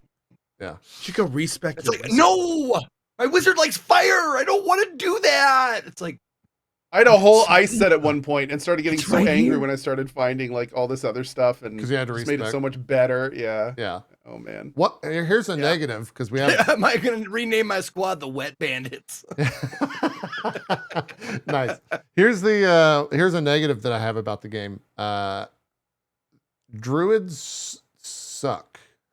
I don't like druids unless you're like using the wild shape to its like maximum Spore potentially. druids are pretty good. Don't No? let Elohim hear you say that, because Elohim is like, druids are the best. They're so Dude, diverse. They can do everything. My druid, the only thing my druid did for the entirety of the time she was in my party was just cast haste. I couldn't find like a valuable spell to. All of the spells were like weird AoEs that I like didn't want to damage my party. When like the like gamer in me was like, oh, you could do it, or you could just haste Karlach. I think I'm gonna go with haste. I think Dude, I guess that's how I spec'd him, but yeah. My druid has been phenomenal since I respect her full monk.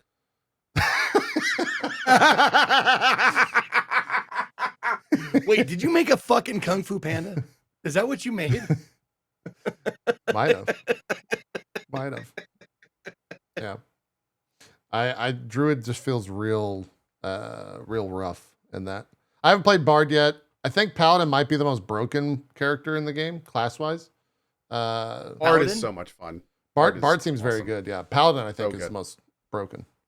Just in terms of damage. No, dude, I was really like, the character creator, like, even though you can respec, it's still like, oh man, kind of like it's like, am I gonna regret this? Am I gonna regret picking blank class? And I'll tell you this, Bard has been such a treat and a joy because it's exactly what I wanted out of the game, in that I have so many more dialogue options than, because I've been watching my wife play this, and she's playing a completely different character and stuff. And I'm like, I watched similar interactions. I'm like, I had 3 more like dialogue choices just from being a bard, from being from Baldur's, like a Baldurian, Baldur's Gate, like native, you know, blah, blah, blah. And I love the bard answers because the bard answers are just fucking hilarious at times. Like sometimes you'll sing them a song out of nowhere, or you'll make like a snide joke, or you'll say like, you know, something lewd or something like that. Fuck, it's fucking great, man. I am not regretting my bard choice. Yeah. All the performance options are so good as well. Like whenever, That at any too. time I had the option to do a performance check, it always says bard in front of it, and you're just like, yes. Do you get Yes. advantage for that, or is it just a bard? Oh, completely. Yeah, you Okay. do. You like you basically, it's like impossible to fail the Performance bard check. performance stuff. It's cool. And there's great ones. Like anytime you have to fake something, like, you know, like it'll be like a bard performance, like faking a high pitched scream, the pain you don't feel. It's like stuff like Performance check. It's Yep. fantastic. It's fantastic. Yeah. I Monk had a lot of great options. Barbarian apparently has some really funny ones. If you happen What's upon, awesome- Oh yeah. yeah, What's awesome- Go ahead. Every single class, Every class has one, great yeah. options. Every class, like, and that's one of the testaments to how amazing this game is. Every class, the text and the dialogue makes you feel like you made the right choice, because there's so many instances where they play in to like major things that happen. So it's awesome. Doesn't I've it heard, give like- you? Go ahead. Doesn't it give you that little like inkling of joy when like you're waiting for your dialogue options to pop up, and then you see the brackets, and you're just like, Oh yeah, 100%. Like, that's me. That's for me. That's mine. This is my playthrough. I made this choice, and it's good. Like you no feel other character compelled. would get this. Exactly.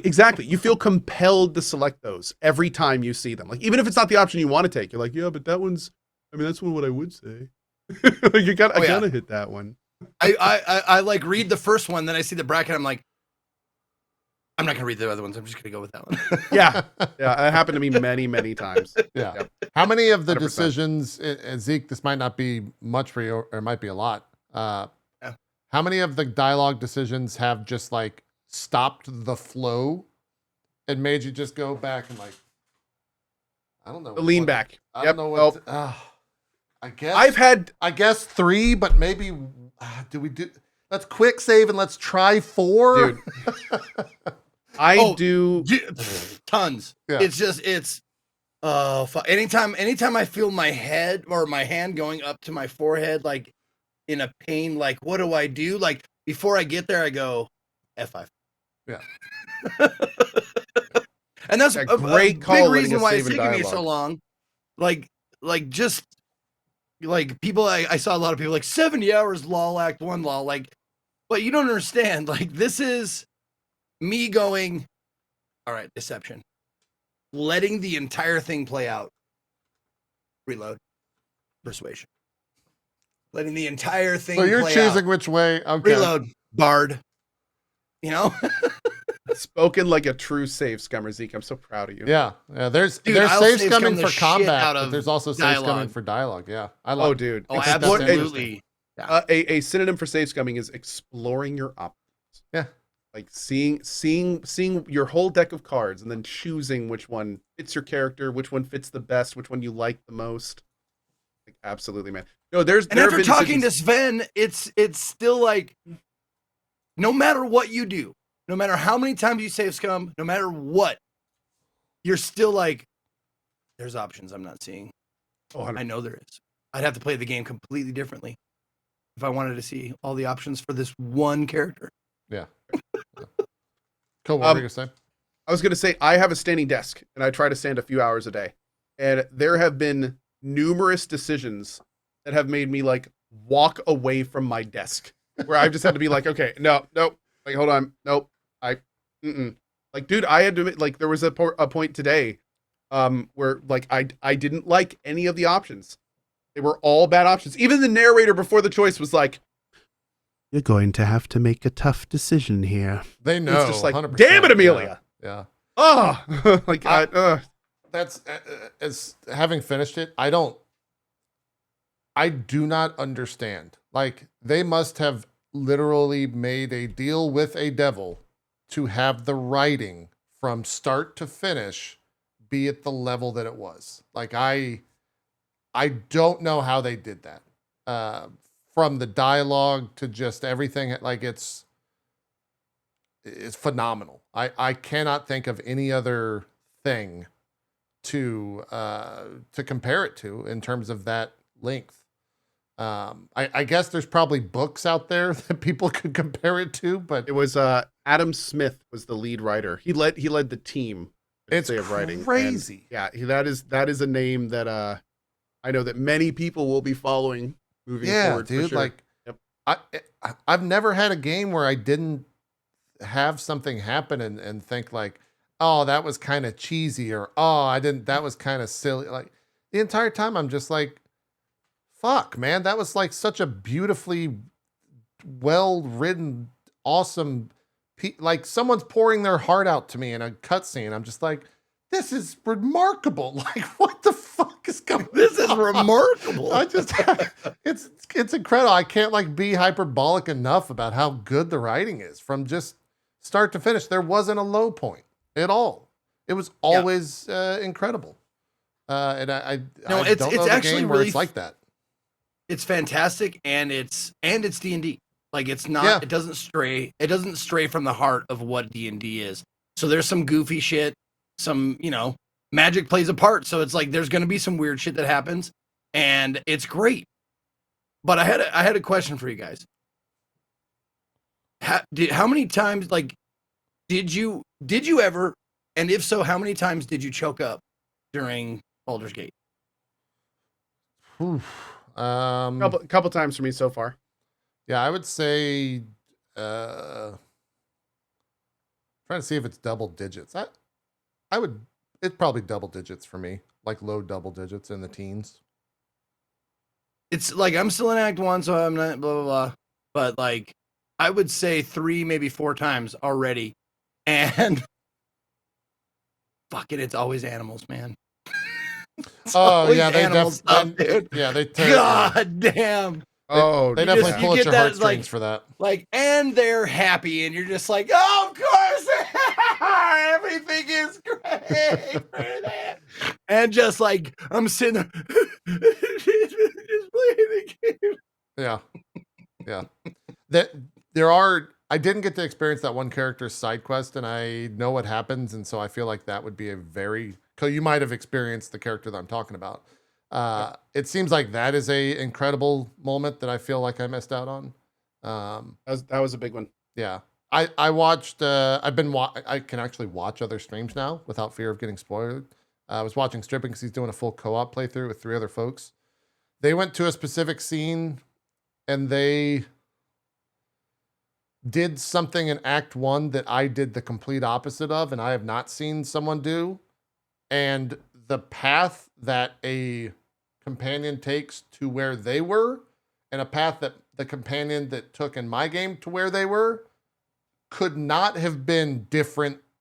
And it was wild. I was just blown the fuck away at what Larian did to this character to get to that certain point. I was shocked. I was legitimately shocked. And I think that's also across the board. Like watching my wife play, she'll be like, oh yeah, I went and did X, Y, or Z. And she's doing a try to befriend everyone playthrough, because of course she is. She's just friends with everyone. And so she'll be like, yeah, I did X, Y, or Z and hippity hoppity. It's just completely different from what I did. Making friends with everyone is a viable playthrough. So it's great. That's what I do unless you have to.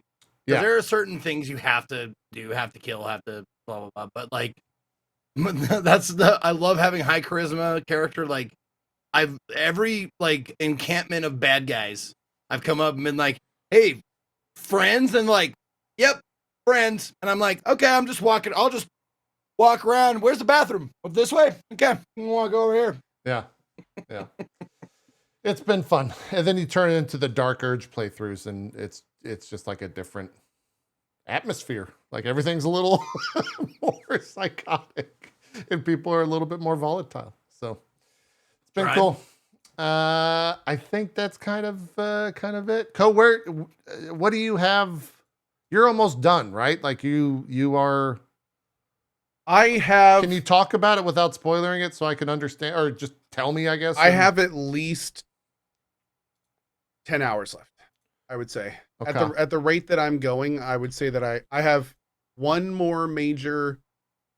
I have two more major companion quests. Two more major story quests that I know of. They probably continue after that, and then I definitely have some more map cleanup to do. Okay. So I'm, and again, I've been walking this fine line of rushing the hell out of the game before AC6, but also not sacrificing a single thing to rushing it. So like I'm trying to play it as much as I can and get it done, but I refuse to rush this game. Yeah. So, how many hours is your playthrough? I'd have to check the most accurate representation of that is my YouTube playlist. I upload the YouTube playlist an average of 30 minutes, and I don't know what episode I'm on now. Okay. I think I'm at around now. I'm around 140-ish. Okay. I want to say. Yeah, I finished in 129. Funny enough, the in-game save file is 119, which means I had 11 hours of saves, or I don't know. I'm curious where that other 11 hours went. If that was through like failures, losses in battle, seeing different seeing different dialogue options, load times. All that stuff adds up. Yeah, load times add up a lot for sure. But Steam was around, it was 129 hours. Someone in my chat said 264 episodes. That's 130 something. Yeah, but anyway, I'm bad at math.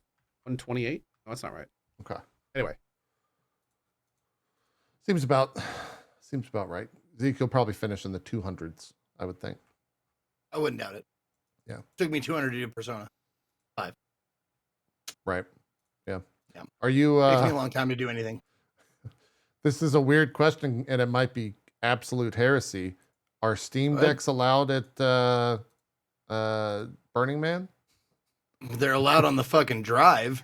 That's for sure. Oh, okay. No, you can do whatever. Yeah, they're like allowed. Yeah, as long as you have some place to, power it, plug it in. Which, yeah, I'm bringing a generator. Okay. But not strictly for my Steam Deck. Also, like, it would kind of defeat the purpose if I brought my Steam Deck out there. Burning Man's happening. You just sit there gaming on Baldur's Gate. But then again, like. Someone there is going to be doing that. Someone's going to have a LAN area. Come play Baldur's Gate, guys. We got it. The whole point of the burn is celebrate your own things, right? There are LAN camps. There you go. That's awesome. There are camps that do LAN. Like everybody needs to decompress. Like at some point, like you need something to relax with because you're like if you're experiencing it, you're just go, and you need some fucking rest and quiet and like time outside of the excitement and shit like that. And people do all kinds of different stuff. And I went to the fucking video game board game tabletop game camp last year, and they're sitting there like, hey, we're playing D&D, you want to jump in? I'm like, fuck yeah, let's go. And I rolled up a character and we were playing D&D, played it for like 3 or 4 hours, and then I was like, that was awesome, guys, thanks for having me. And then I went out and did more drugs and dancing. There you go. Yeah, you could have an orgy in game, and then go join one in real life. Out of game, absolutely. It's the I like the way you think, JP. Man. Yeah, you ever want to join me? I do not want to go to Burning Man. That is a nightmare for me. Really? Yeah. I think you would love it. Nah, too far away from. I'd be one of those like shitters that like flies in. I'd have to just feel like I'm a part of society. I can't be out in the desert without power, and I'd have to go glamping. Is what it would come down to. No, you'd have to join a, and that just seems it seems completely opposite of what you go there to do. Do people bring like RVs and stuff? Do all that? Oh yeah. All right. Oh yeah. Oh man. Nice RVs, huge camps. You could bring the hotel with you. Yeah. No, I was a part of a camp that had 150 people in it, and it's one of the bigger camps. They had power for everybody, showers for everybody.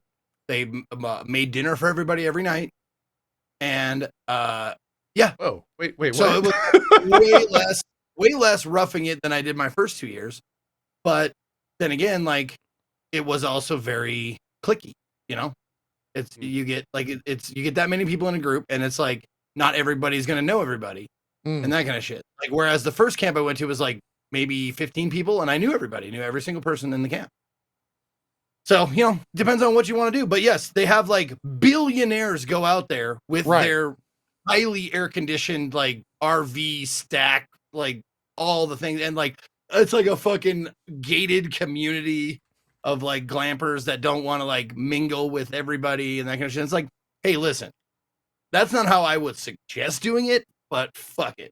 I am not going to tell you how to enjoy your bird. True. Because they'd probably arrest you. Have you kicked out? Yeah. What are you talking about? Oh, okay. We didn't talk about that. That turbo price hike went in. I just got prompted about it when I loaded up Twitch. I actually during the show I put my update in. Yeah. It's now $11.99. Yeah. Is that a nasty. $2 bump? I remember at one point it was $7.99, but I think it went through an update before that. Is it a $5 bump? Oh, I don't think it was from that. I think this is the second time it's gone up, if I'm not mistaken. Oh. I think it had a price hike during the Turbo Dark Ages when they like stopped talking about it for like years. I think it had it. Yeah, it went from $8.99 to $11.99. Got it. Okay. Yeah. So $3. I think it used to be cheaper way back in the day. I want to say, but maybe not. Yeah, a long time. Yeah, it was a regular sub was $5, and then I think the turbo was $6 for a while. And then it got bumped up to $8.99, and now it's bumped up to $11.99. Jeez, that's a thing. Thanks, Netflix. Yeah, thanks. Every Game Pass also just did. It's no longer a 1 month trial; it's a 14-day trial for Game Pass. So they removed the additional 16 days or whatever from that trial, and they also might have had a price bump as well, if I recall, or they changed stuff around. I'm not sure. Everyone's doing it. It's all the rage. We've been playing other games, some outside of Baldur's Gate 3. For me, it's just been PoE, which we've already talked about. Co, you've done a bunch of stuff. You played Mortal Kombat. Who should I play? I'm doing a sponsored stream after this. I picked one character and went with him the whole time. He's by no means the best character. In fact, I was getting wrecked by most other people. So it very much is kind of a pick your own person, whoever you like. I'm big into Liu Kang. I've always. What are you laughing at? Sorry, I don't know who you were playing, Co, but the first clip was just like pat pat pat pat pat. Like yeah, I thought it was you. I'm not sure if it was. Yeah, I don't even know. I had a lot of fun with Liu Kang. I was not able to discern any like fun chain combos or anything, and that kept being done against me, so that was cool. It's currently the open beta. I did do a sponsored stream for it. The game comes out September something. I will probably be knee deep in Starfield at that point. I think it's mid-September, I want to say. Is it mid-September? Okay. I thought it was early. But right now, if you pre-order it, there's the open beta. I think it ends tomorrow. It ends tomorrow. And you can do like some tower fighting against the computer, or you can also play versus other people in peer-to-peer. So there is some lag issues, of course, but it worked most of the time. It was pretty fun. The whole game felt the tower felt great. The multiplayer felt a little floaty. And there were some times when it was like damn near unplayable due to lag. But the game itself looks beautiful. It felt good. Like everything, especially in the towers, felt really nice. And yeah, I mean, it's cool. I'm definitely gonna be playing it when it comes out. Cool. Yeah, I'll spend like I think I'm doing 2 hours with it right after. I'm sorry, the beta. It's not open beta. The beta is for pre-order. Yeah, it's pre-order beta only. Yeah. I was gonna ask. There's an open beta means free to most people. Yeah, open beta generally means free. Closed beta generally means selected or paid. And in this case, it is a paid closed beta. Yes. Yeah. I'm reading my cheat sheet. It launches September 19th on PS5, Xbox Series S and X, PC, and Nintendo Switch. I am very much looking forward to playing this on PC. I think it's. Can we just start calling it? PC. Yeah. I got it. Let's call it a beta. And no. You. Come on. Sorry. It's an open beta. Well, no, that'd be a closed. Oh my god, fucking It would crickets and be a tumbleweeds. no. Really? I'm working through it. It would be a closed beta because it's Well, if a beta is a paid beta, then it would just be a beta by itself. then it's The just a name beta. itself It's would not affirm open or it's closed. beta, Okay, so it's yeah. just a beta. So it's just a beta. Now you guys have said it enough times. You're gonna say it again in the future. I guarantee it. It sounds too much like a country Mark my person saying "pita." I got me some Yeah. pita. Oh, take me goddamn some of them. fuckers over at Peta. Have me a bacon sandwich in front of them peta people again. Yeah. I love it. I'll meet you over at the Peta Pit. It's Exactly. It's open late. I worked at a peta pit back in the day. Yeah, it might catch on. We'll see. Cool. We're using just a controller I don't have a fight stick. I played on the PS5. Yeah. So I did not have a fight stick for it, and it was honestly one of the first times I've ever done a fighting game on the PlayStation controller. Don't really recommend. I know a lot of pros like use it, but I'm yeah. an Xbox controller guy. Okay. So even when I use PC, I use Xbox style controllers. So I was not. It was a little weird. Just felt a little weird. But it ran fine on the PlayStation, and but I will say I'm very much looking forward to PC and to be able to use one of my fight sticks. Yeah, I want to play the story as well because the story's that's the what I'm story's doing. like oddly enough the main draw for me. Same, completely. I played the story of the last 3 or 4 Mortal Kombats. They're just hilarious. They're so over the top. They're basically movies, and like it just gets to the point where the story's just becoming more and more ridiculous. So it looks like it's gonna be fun. There's a fatality that I was doing on the thing. Nice. Sorry, I was watching that play out. I've seen that one, but it's still. Little note, by the Still way, not. if you go to the move list, hit X again, and that'll take you to the list that shows you like all the mini combos and the Oh. fatalities. Also, the person you're playing with has a fatality as well. So not only can you do a fatality on your character, but you pick a cameo character, and then they can also do a fatality. It's all in the That's cool. little X list. Cool. Okay. Excited to check that out, Zeke. What have you been streaming this past week? Where do you want to jump to? Well, you know what? I would love to talk about Fear and Hunger Okay. for about, Oh yeah, for just a couple of minutes Is here. that that was the super adult game that Zeke was. It was. Yeah, it's not as bad as all that. It's not as Okay. I mean, well, nah. Okay, it's not as visually bad, but as it is as bad as that in the storytelling of it. Let me just put it to you this way. There's What are you trying to say? Can I show footage of it? Yeah. It's fine. It's totally fine. Hold There on. is some prison shenanigans, and you do get a condition of rectal bleeding. So- Okay. They don't really go like they don't put it like they don't draw it out for you, but it's definitely like in text, and it's a condition you can get. Okay, let me start from the beginning. I get what you're Okay, saying. round So 2. this game, I just wanted to, F8? I just wanted to get you ready for like what the fuck this game is. Fear and Hunger is a game that it was made with RPG Maker, basically. And it is it was for I do the fun contest sub goal contest at the beginning of the month, and the winner who was chosen from that picked this game, and I had never heard of it before. And you fire it up, and after I don't know, I want to say like at max 10 minutes in the game, you are attacked and you probably will die, and then you have to restart again. And then after 15 minutes, you are attacked and you will die, and then you have to restart again. And then that just becomes a pattern. Huh. It's a rogue-like in that fashion, where you restart the game from the beginning, but you're armed with knowledge. Not a rogue-lite, where you get a meta currency, like that you can take back and like upgrade your shit.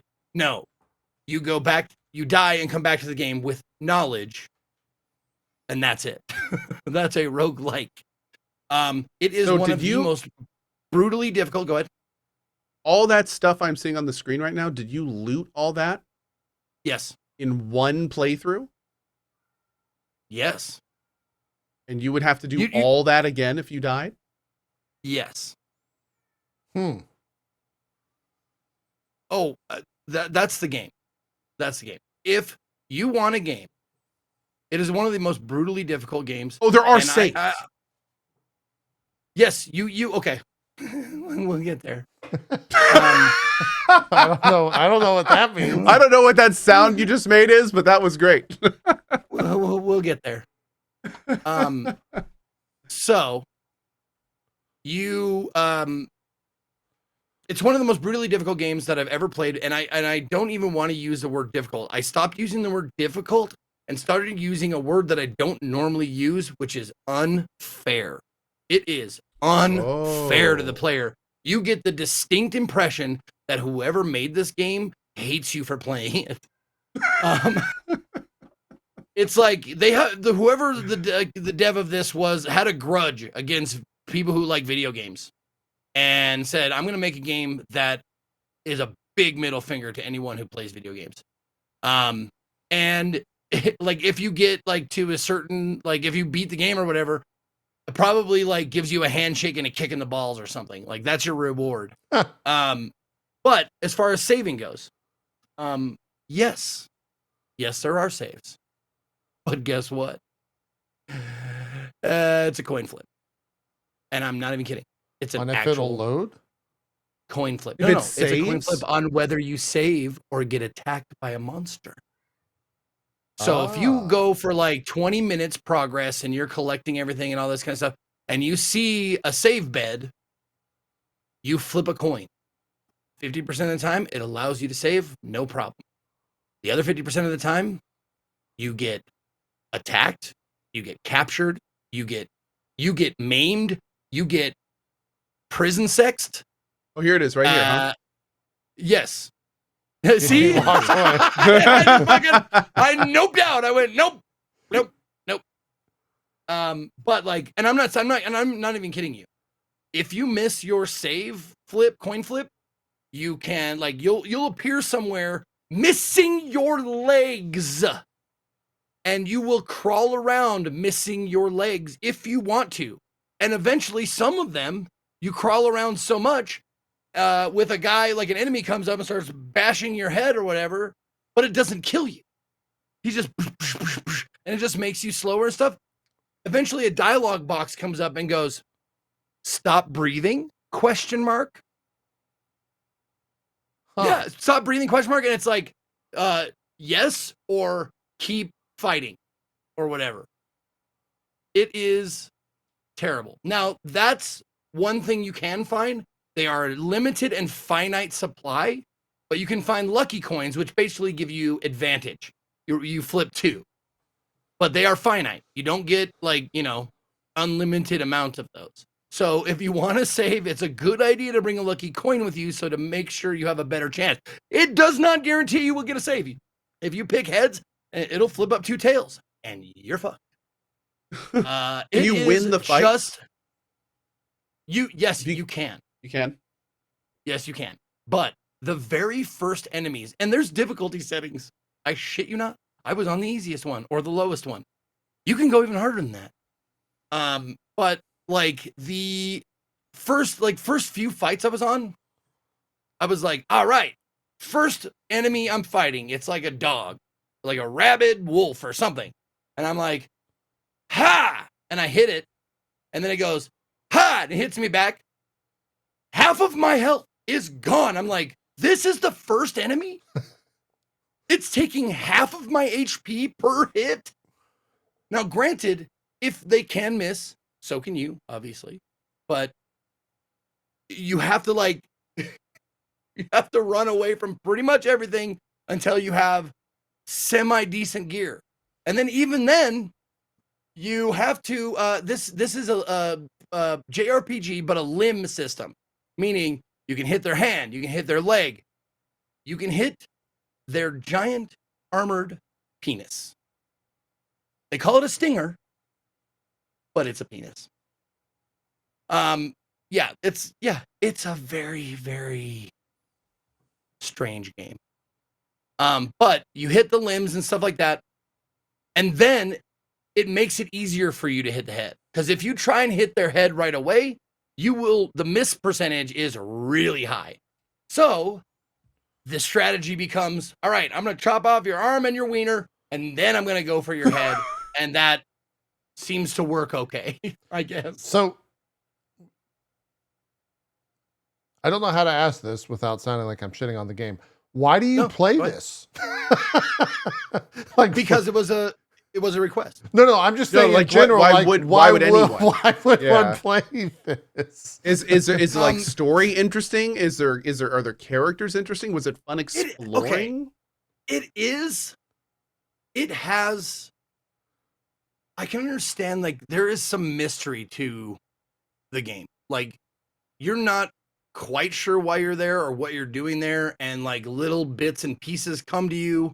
But the game itself, like little tidbits you pick up, the game itself is like, you'll find like, Sir Rogers from, Worcestershire or whatever will be like, I don't know why I came here. This place is fucking awful. It's like hell.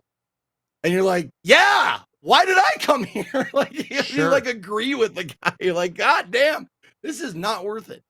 But I will say, in its qualities category, it is so unique. And that is huge for like a game made with RPG Maker. Like, I have never played a game like this before. Or a good amount like this. Like, obviously it's made an RPG Maker. We've all played JRPGs, blah, blah, blah. But the difficulty, the fucking sheer self-loathing it requires you to play, like, you have to hate yourself kind of to play this. Or you have to enjoy, like, masochist. You have to enjoy being, like, I don't know, the butt of abuse. Like, that has to be something you like to play this game, it seems. And I kind of get it. Like, talking about it now, it kind of becomes a grudge. Like, I kind of want to go back and be like, listen, you're not going to get the better of me, game. And then, but then you remember, like, the game is supremely unfair. The save points are not guaranteed. So your progress may be saved, maybe no. You can hedge your bet. I was watching you cut off your arm and leg in game. Oh, yes, because of infection. Because you will die from infection if you don't take care of it. And the only two things I found to take care of infection in the game are a green herb or cutting off your limbs that are infected. Just like real life. Yeah. And it's honestly, like, if you're in a fight with someone who has like a broadsword or something, and they get their attack off, they will cut off your limb in the middle of the battle. And it says, oh, you can't use your spear anymore because your spear's two-handed. And then you're just left there with, honestly, one fist. Like, jeez. Now what do I do? Like a stump? Yeah, it's just trying to swing terrible. your stump. And I've never found a way to, like, regrow your arm. I'm hoping there is, because you can continue the game. Yeah. Like, maimed the whole time. You can crawl through the entire fucking dungeon with your legs missing if you want to. And I never found a way to replace them. Like, in 6 hours, 6.5 hours of playing the game, I never found a way to heal that. Did you finish a playthrough or no? No. Okay. No.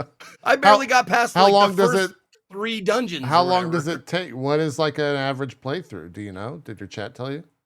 I don't think anyone's ever gotten through the game without just physically hurting themselves enough so they don't play it anymore. No one's beaten the game, JP. No one can tell you. Yeah. No, it's very much like Event Horizon like style. Like, how long did you play Fear and Hunger? Like, eye damage. Like, I played it for quite a while. I'll be honest with you. I mean, yeah, like I blinded myself so I would never pick it up again. It's weird because I was very turned off by this game, but the more you talked about it, the more I'm like, huh, okay. you know what? I want you to give it a shot. I want you to see it. It might be, and I want you to tell me that you power gamed it and you fucking just destroyed it and it was easy. I want to hear that because I want the dev to hear it. So you just want to send a fuck you letter to the dev. That's all. Yeah. Sure. Yeah. And I love when I said like no, I don't think anyone's ever beat it. Like fucking Tons one of guys them. are like, this guy beat it, this guy beat it, this person beat it. Like, shut up. Yeah. Don't fucking ruin the joke. Yeah. What does Fear and Hunger cost? What are they asking for it? $20, Fear and $15? Hunger. I heard it costs an arm and a leg. Boom. $8. Hold on, I think I can do a $8. rim shot. There you go. Let's $8. You do it. You do it. There we go. There it is. Yeah. Little rim shot. Love to see it. Little rim shot. Love to see it. That gets a rim shot, but closed beta gets crickets and tumbleweeds. God damn. There's one for you. Okay.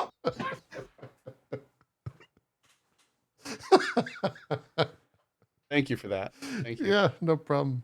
Pause, please. No problem. Hold on, we'll hit him with this. Yeah, my comment was mostly armless. You do have crickets. Nice. Yeah, we do have cricket. Thanks for that, chat. Anyways, Thank you. so what does the game cost after all that whole $8. $8? Oh, not too bad. $8. Okay, all right. Well, hey, look, my community does like me to play games that are like this, so maybe you'll get it voted for a community day this week, because I think submissions are still open. So Fear and Hunger, you can submit it. I will say this: if nothing else, it's definitely good for a laugh. Like, yeah. Or a cry. I was not prepared. Like, because it's kind of hard to prepare without a long explanation, like I just gave you. All I got were like single word or sentence like descriptions, like it's brutally hard, or it has a lot of penises, or there's butt sex. Like, that's what I got. And I'm like, I don't know how to make a game in my head about that. You know, like, I don't know how to put all those elements together. I mean, I could, but it's probably not even close to what you guys, like, what Sounds the game like actually Game of is. Thrones. A little bit, yeah, a little bit. So what's Gord? Gord. Gord is a very well voice acted, kind of hovel management game. You have multiple people that you're kind of running around in. There's some very light combat elements, some light city building elements. It takes place in this kind of like almost medieval fantasy area with like demons and a corrupt king that's kind of taking over this area, and the local population has these little things called gourds, which are basically like small villages that you have to build and move from, and as you kind of do the main story. I played it for a couple hours and had a really good time with it. I mean, a lot of the mechanics are very loose in terms of how you order people around and how you build things, but I wasn't having too much of a problem with it. Apparently, as you progress further and further in the game, people are saying it gets a little frustrating that you don't have direct control, and sometimes the AI is a little bit weird, but I had a good time with it. I'm planning on returning to it. I have a voice character in it that you have to get through drops, so I'm going to go back, if nothing else, to give people an opportunity to get that. But really, my character doesn't actually say anything. He just screams in the plethora of different ways you can kill him and get him murdered. Nice. So, that's fun.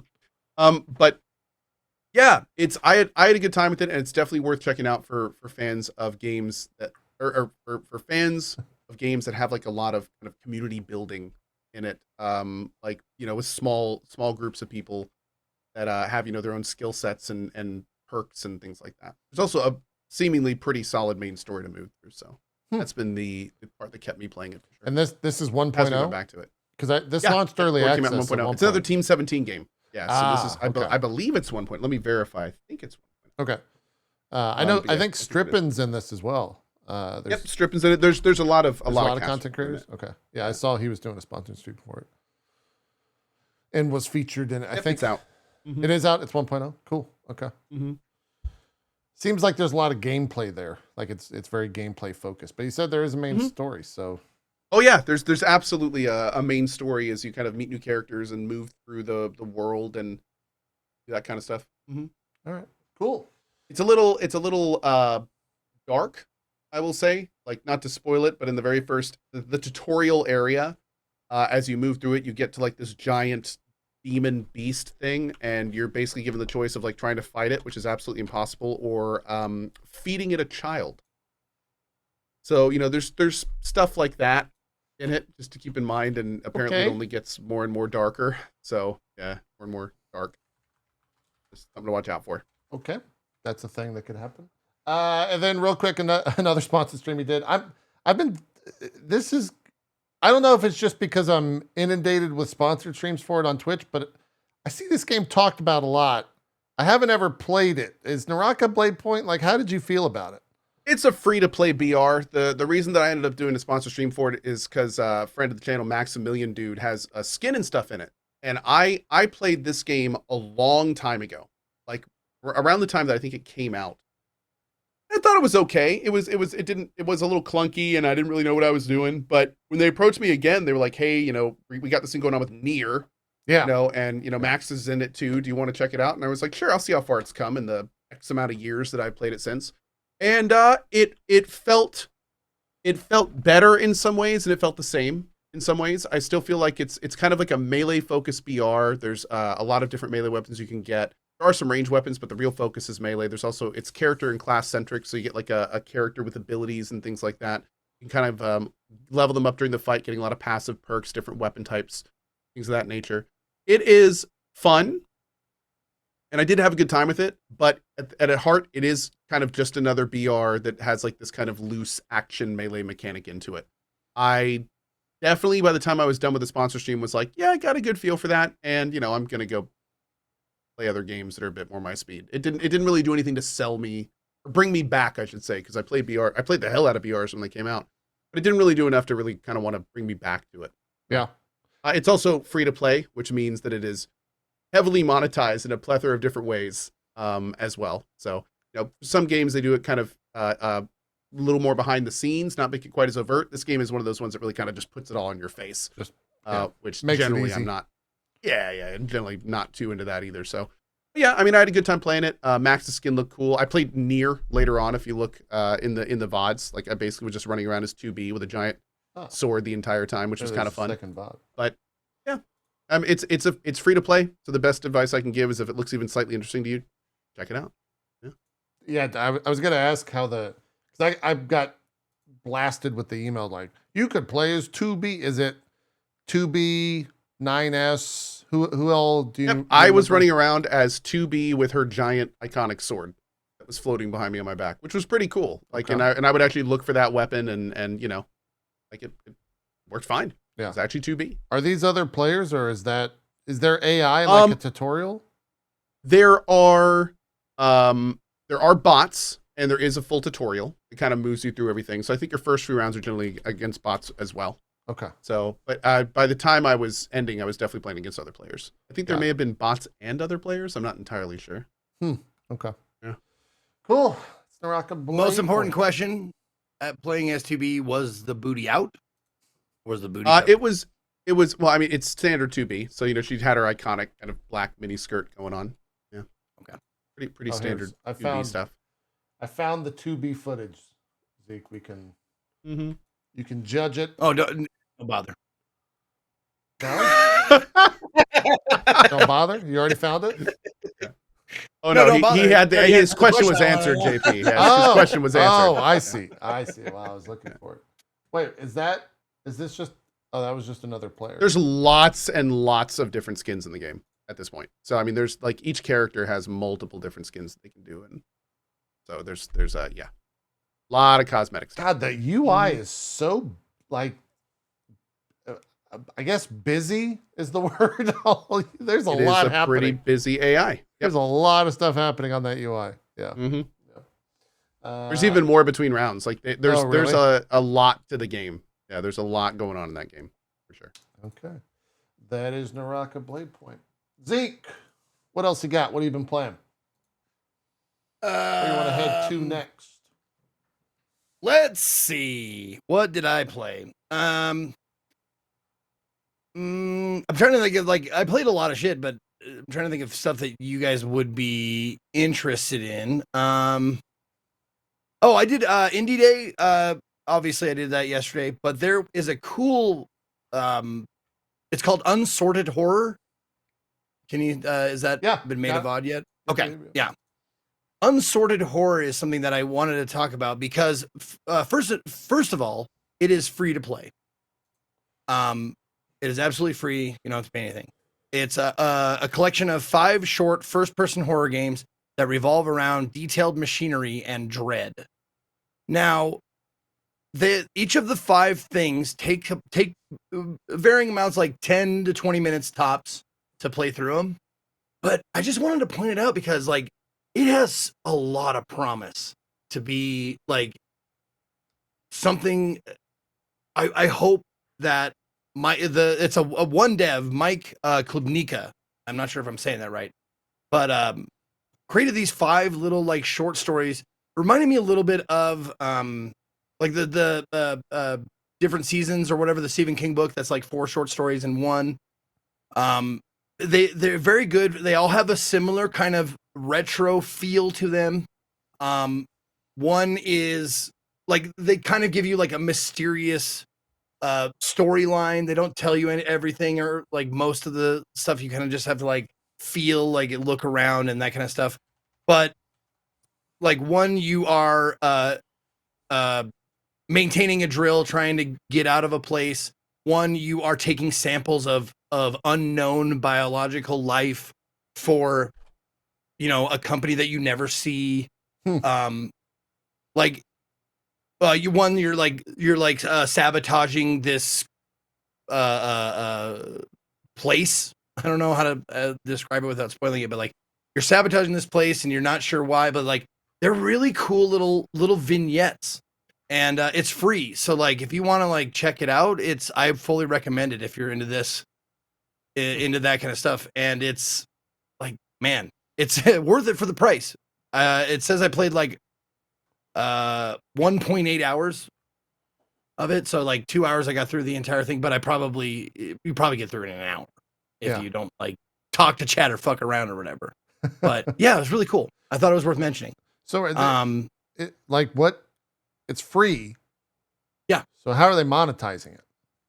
They don't. It's just free. It's just free, dude.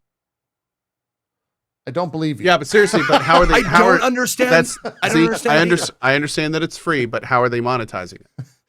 I don't understand it either. I don't. Well, I think it's because the person who put it up there knew that each of the games is about 15 minutes long max.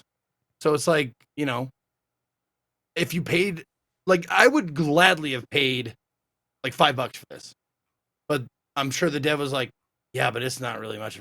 Like there's not a lot to it. Can you pay $5 for this? No, it's free to play. And I looked under Mike Klubnika in the Steam. That's all they have on Steam. But apparently someone was telling me that they have itch.io games that you can check out as well that I haven't actually looked into that. And those are free? I think those are pay what you want. I think that's like Bandcamp, if I'm not mistaken. Okay. I'm not sure though. Yeah, but how do they monetize? Yeah, how do they monetize it? Is there a subscription for itch.io? No, maybe this is like the pamphlet that gets you to buy the rest of the, like whatever games that are coming out in the future. Because I will, like, if Mike Klubnika plays or makes any more games, I will definitely pay money to see him, because it reminds me of like, you know what? I'm not gonna say it. No one remembers The Hitchhiker, which was a series on USA, I believe.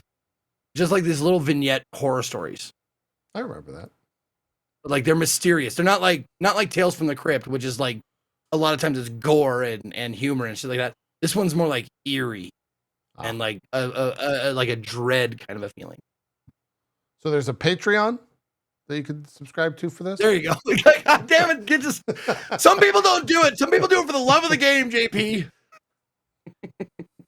I'm sure they do, but then how do they monetize that? Yeah, those are poor people, right? I think that's where we and canceled. Oh, maybe, yeah, you're right. You're probably right. Darn it. The Hitchhiker was probably an HBO or Showtime series. And the reruns, that's what I caught, though. I caught the reruns on the USA. Oh, okay. All right. Yeah. Cool. But, like, the one person who remembered that fucking series. The Hitchhikers, yeah. Yeah. Is there anything else? I'm not... a whole lot of Baldur's Gate. Yeah, no, that's what I had to... My mouse wheel's actually dead from all the scrolling of the 259 VODs. I know, right? I've got a lot of I'll have a lot of stuff to talk about in a couple weeks. Atlas Fallen. That game came out. Oh, I'm excited. Let's go. Always good. Woo! I had very high hopes for Atlas Fallen, as I have been one of the people that have sung the praises of Surge 1 and 2. I really like Surge 1. I feel 2 was an improvement in every way. I love Surge 2. I feel like Atlas Fallen in a lot of ways is a step backward. Yeah. It's like the story and the world weren't nearly as interesting. The delivery was very lackluster. There was like the kind of actiony. The world itself was not nearly as engaging as I was hoping. It was very kind of bland. The whole intro sequence was very just not like it's just a whole lot of it. I came in with relatively high expectations, and by the time I was kind of done with my time with my couple hours of it, I was kind of like, I don't feel a need to return to this game. Like it nothing really grabbed me about it. There were some things that did pretty well. Some of the combat was kind of cool. It was a little clunky, but it kind of worked. Some of the mechanics for changing and altering things were pretty cool. It looked like there was some customization that was, especially as I got towards the end of the game, was starting to come to light with the armor upgrades and things of that nature. But yeah, I don't know, man. Like with Surge, I felt immediately connected to those games, and right off the bat wanted to explore it more and find new weapons and find new armor and do all this stuff. And this game just in a lot of ways felt like a big step back. It just felt like a big step back. I still really hope one day they'll make a Surge 3, and I hope that this game does not impact that possibility. Yeah. Kind of released at an unfortunate time. Yeah, the timing also was like I might have been able to give this game, and I probably would have given this game more time if I was not doing other things and looking forward to other things so much. But the release timing of this was abysmal. For my personal schedule, I should say. So I don't have the time to give it more time than I did. Yeah. I may return to it one day, but if I don't, I won't be losing any sleep over it. Gameplay wise, I got the initial vibes of like a little Monster Huntery. Is that at all close to the combat? It's a little more actiony. It's definitely a little more actiony than Monster Hunter. Like there's active dodging and you're pulling and jumping away and things. So it feels a little more like kind of an actiony Souls-like, but it is pretty clunky. And there were definitely multiple times when things didn't really click as they should. Like by the way I was feeling it just wasn't quite that tightness that I like in games like this was not really there. And that definitely impacted the fun factor for sure. Okay. Did you do any co-op or was it a single player adventure? Single player only. Okay. I think Burke was doing some co-op, but I didn't see if I know he's not playing it anymore, but he's also got that Baldur's Gate addiction as well. So that might be why. So yeah, rough time, I think, for this game to come out. I'm actually curious. Not that it's indicative of how well it's done, but it's kind of indicative. I'm going to Steam DB it and see how many people are playing.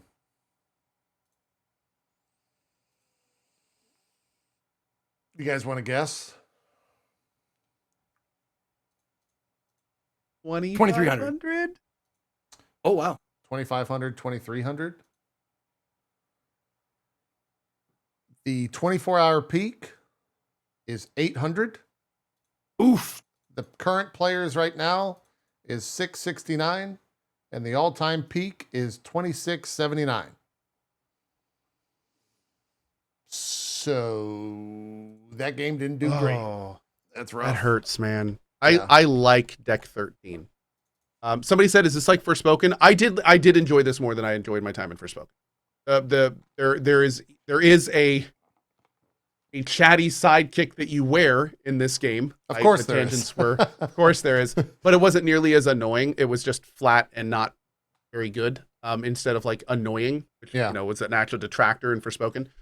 And but so I did like this more than Forspoken. Yes, I like the gameplay more than Forspoken too. But it's still, that's not really saying much. God, can you? well, guys, I- wait, I'm hold sure on. that- It's hold like, on, do you like getting hold on. punched in the face or kicked Did- in the ass? Did Like, which is, Forspoken come out this year, wait, did it? No. or was that last year? January year? 2023. There you go. Yeah, it's been a whirlwind of a year. for Well, sure. The other thing is, probably those motherfuckers are really proud of their games. Forspoken 70 and this one 50. So like that probably doesn't help. Yeah, well, that's the Square Enix, I think. That's the publishing. Because this was who published this? I want to say Deck 13 Focus is a Entertainment. publisher generally. Focus Yeah, so Entertainment Deck was- 13 was the dev and the publisher was. Yeah. Yeah. Yeah. Again, Focus. it's weird. It's weird because Surge 2, especially in so many ways, feels so much better than this game. Like I don't know Combat wise, yeah. what changed. Just combat wise, like story wise, like voice acting and direct. Like it's just, again, it feels like this game in many different categories is not really on par with their previous project, and their previous project at this point is years and years and years old. Yeah. So I don't know. It's a very strange situation.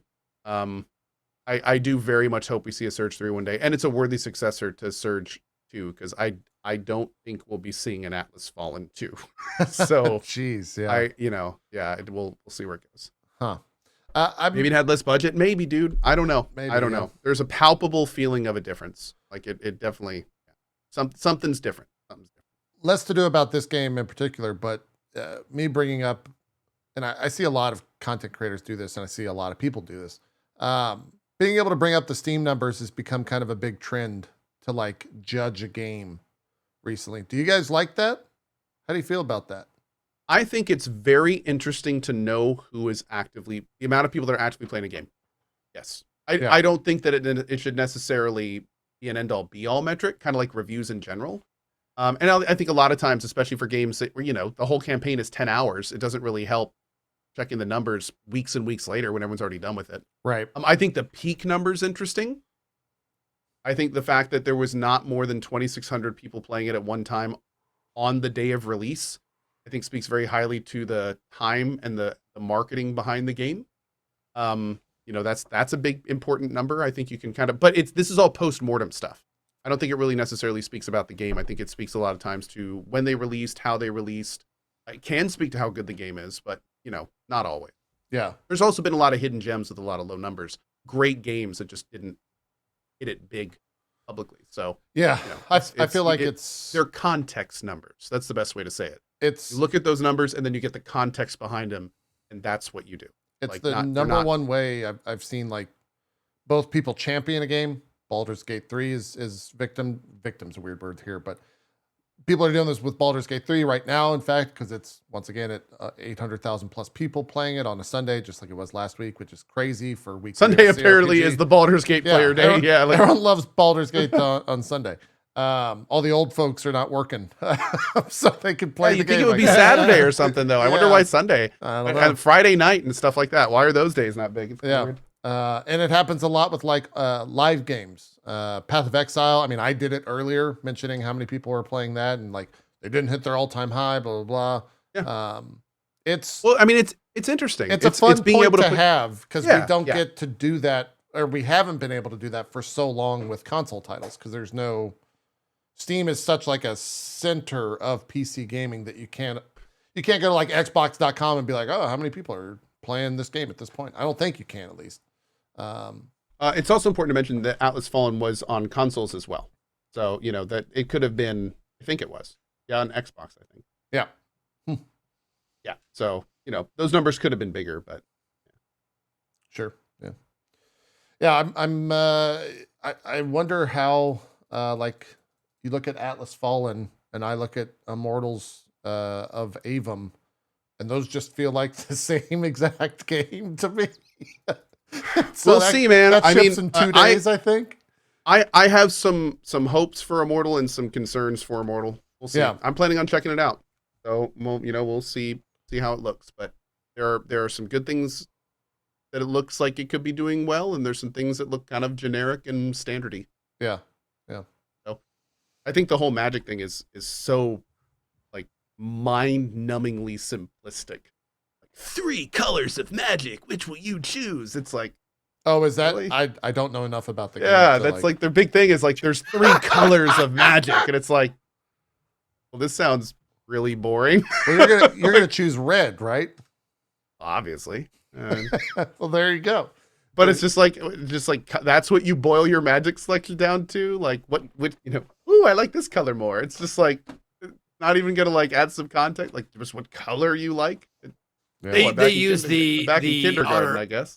the otter pop system of magic. Like, are you going to be a grape magician or are you going to be a lemon lime? I know. I pretty much. It seriously feels like you're in kindergarten. Like, what's your favorite color? Okay, great. And like, I feel like there's a real lost opportunity for some depth there. Maybe like name them something cool or give them an insignia or sure, have the different colors, but I mean, just boil them down to like a color seems a little uninspired, I think is the word I'll use for it. Seems a little uninspired. But, Sure. I mean, it does have some big names in it. Like there's some very well-known actors that are in it and doing voice acting, and it's got a cast. So I mean, I'm hoping that can push it over. We'll see. It's not. People mistake that it's an EA game. It's published by EA, but it's actually by a smaller dev team. So it's I'm going in with the perspective of hopefully this is a small dev team delivering on a cool idea they had. We'll see how it works. Find out. Does that? Armored Core's Friday. That's Tuesday, right? For Immortals of Avum. Is that? I think so. I think that's how that works out. Or maybe Armored Each Core's color is a Thursday. different type. It's not just simply a color. I still think there isn't enough depth to it, but to say it's just a color is slightly unfair. I'm talking specifically about the marketing, for the record. I've seen very little of the game, hands-on even less. The marketing is like pick your color kind of stuff. Like that's what I'm referring to. They're boiling it down to appear simplistic, which I don't think is the best move. Yeah. Oh, 24th is Armored Core. Okay. I would hope in game there's a lot more depth to that, for the record. I would really hope that there's a lot more depth to just pick your color in the game. That would be super unfortunate if that's kind of just how they left that. Hey, I'm actually on other. Where the fuck was the name of that game? There's a game that came out this past week that a lot of people in my community were talking about, but I have not played it, and I'm forgetting the name. It's like a stealth game. It's from or stealth is a weird game, or a weird way to say it. Shadow Gambit: The Cursed Crew. Have any of you played that? No, again, that's another game that went right under the radar. That was from the makers such of good things. Yeah, they had another really great game. It's not the Desperado devs. It is. It is Desperado. It is the Desperado Yeah. devs. And I've heard not only that, apparently the game has built-in save scumming. I mean, come on, man. Yeah. Yeah. So that's one of those games that I people ask me all the time, are you planning on playing it? I'm like, sure. You got like 8 hours you can give me? Like I don't. It's I about can't. a 20 There's to 30 hour. yeah. Single player. It looks super cool. I've heard really good things. I would like to check it out one day. But no, I've heard nothing but good things about it. Yeah, it's got in-lore save scumming. That's the. Yep. I saw that in the review. Mm-hmm. I saw it getting Apparently very it's good a lot reviews. of fun. Yeah, and it was works getting great well. Reviews. So. Yep. This is one of those situations where it's like maybe you should have considered it a month or two later or a month earlier or something, because like this is the month of Baldur's Gate, dude. Everyone's seems, it's weird to be this stacked in August. Usually this happens in like October, November, but it feels like August going into September is the most stacked. Starfield really did it. If you want to blame a game, it's Starfield, because BG3 was going to be later. So the whole plan was that everything was going to be later, but then Starfield announced its date, which forced Larian to move it up a month. They very wisely did that and basically took over this month, which I think, looking back, is going to be one of the smartest moves they possibly could have done, even with Act 3 in the state that it was. Yeah. I think that's like the idea, now that I've actually experienced Baldur's Gate 3, the idea of experiencing BG3 in parallel with Starfield, I can't even wrap my head around that. Like, I don't even know what I would have done. Aside from taking up a new You would have method to addition. choose, right? Yeah. that's the Oh God, ultimate. you'd have to. You Like, have to well, choose. my original plan was basically 18-hour a day in Baldur's Gate 3 for the 3 days we had, and then doing like morning Starfield and afternoon Baldur's Gate 3. But looking at how much time I've spent in it now, like that wouldn't have been feasible. That would not have worked. Like, and there's no way I would have been able to peel myself away from it as well. So it's like, it would have been this really weird situation where you have 2 games and you don't want to stop. I hope this is the case with Starfield, but you don't want to stop playing either of them. It's like, I've never been in that situation. Yeah, I've never been in that situation. I think I don't know how I'd react. Large majority of viewers that don't play games for a living are going to be in that situation, right? Like you'll have 100%. finished Baldur's Gate 3. The mass majority of people aren't going to aren't. be able to put 100+ hours into a game by the time Starfield comes out. And so they will have to choose. I guess Starfield being on Game Pass makes that less of a burden, right? Because you can just like, most people have Game Pass, so you can just grab it through that. But yeah. And disclaimer, I mean, we're saying this assuming that Starfield is a game we can't peel ourselves away from, which I think many of us are cautiously optimistic and hoping that's the case. Copium. But we'll see. We're saying if it does turn out that way, then we'll see. The mantra I keep repeating is like, what if Starfield is good? I know. And dude, one of the leaks that happened, what was it earlier today? One of the reviewers leaked that he played 15 hours and hadn't seen a bug yet. Really? Someone in my chat was saying it earlier. There was a guy let it leak that he'd done his review copy for 15 hours and hadn't seen a bug. And it's like, I don't know if that's true, but if that's true, we're in trouble. Like that's going to be trouble, man. If that actually turns out to be true, like, holy shit. Like I don't know, man. That reviewer must be doing something wrong. Was the reviewer Towered by any chance? It's just Todd Howard in a mustache. And he's like, it just works. It's been 15 hours. Oh man, that's no, but I gotta needs say, to be a Twitter account. Todd Howard with the mustache, and he just tweets favorable things about the game and Bethesda. That's fucking great. Please one of you make a Hod Towered. I love that. That's fantastic. Please, I will retweet you. Just make sure to at me. It's great. just Todd Howard's picture with like one of those French mustaches that curls around. Maybe a drawn-on monocle. That's a really dumb goof that I can guarantee there's no bugs into this game. Exactly, 100%. I got a Luigi vibe there, but we'll take it. I like it. Little Wario, little Waluigi. Yeah, I was going. Oh God, it already exists. No, Hod Tau exists, but it's got a bunch of numbers. Oh wait, no, it does exist. What the hell? Hod Towered. Oh, it does, and it's wow, and it's exactly what we described. And it joined 8 years ago. We're 8 years behind the curve, y'all. I just got a gift sub from Hod Towered, or Clarity gifted Hod Towered a sub. So that's great. Thank you, Clarity, and welcome Hod Towered. I'm gonna win. Oh Lord. That's 10 out of 10. By the way, Side Quest Hero, I don't know if you're still watching. I saw your tweet. I think that's me hitting my desk. We found out last. Yeah, that's the thumb. I think that's me. I hit my desk every so often when I get excited. I'm very excitable. Yeah. So yeah, whenever I do that, I think it makes that thumping sound. So it does the old thump. Well, I'm sorry about pictured that, Hod Towered as like a Wario character, but now that I'm thinking about it, it's probably more like a Jum Curry, like the real small face, like I'm Hod Towered, Matt Damon, Hod Towered. I'm Hod Towered. Hod Towered. When you say games picked a terrible release date, do you think people expected Baldur's Gate 3 to blow up this much? I mean, no, absolutely not. No way. Not to this degree. Yeah. I think speaking from somebody who put so many hours into early access, like I knew that it was going to be big. I did not know it was going to be this big. Yeah. I don't think anyone knew. We all expected it to be a good game, but yes, like it's on another level. This is a different level. Yeah. This is a different level. I mean, for it to be as large as it is and to have the consistent quality that it does and to have it be as much of a PR sensation as it is.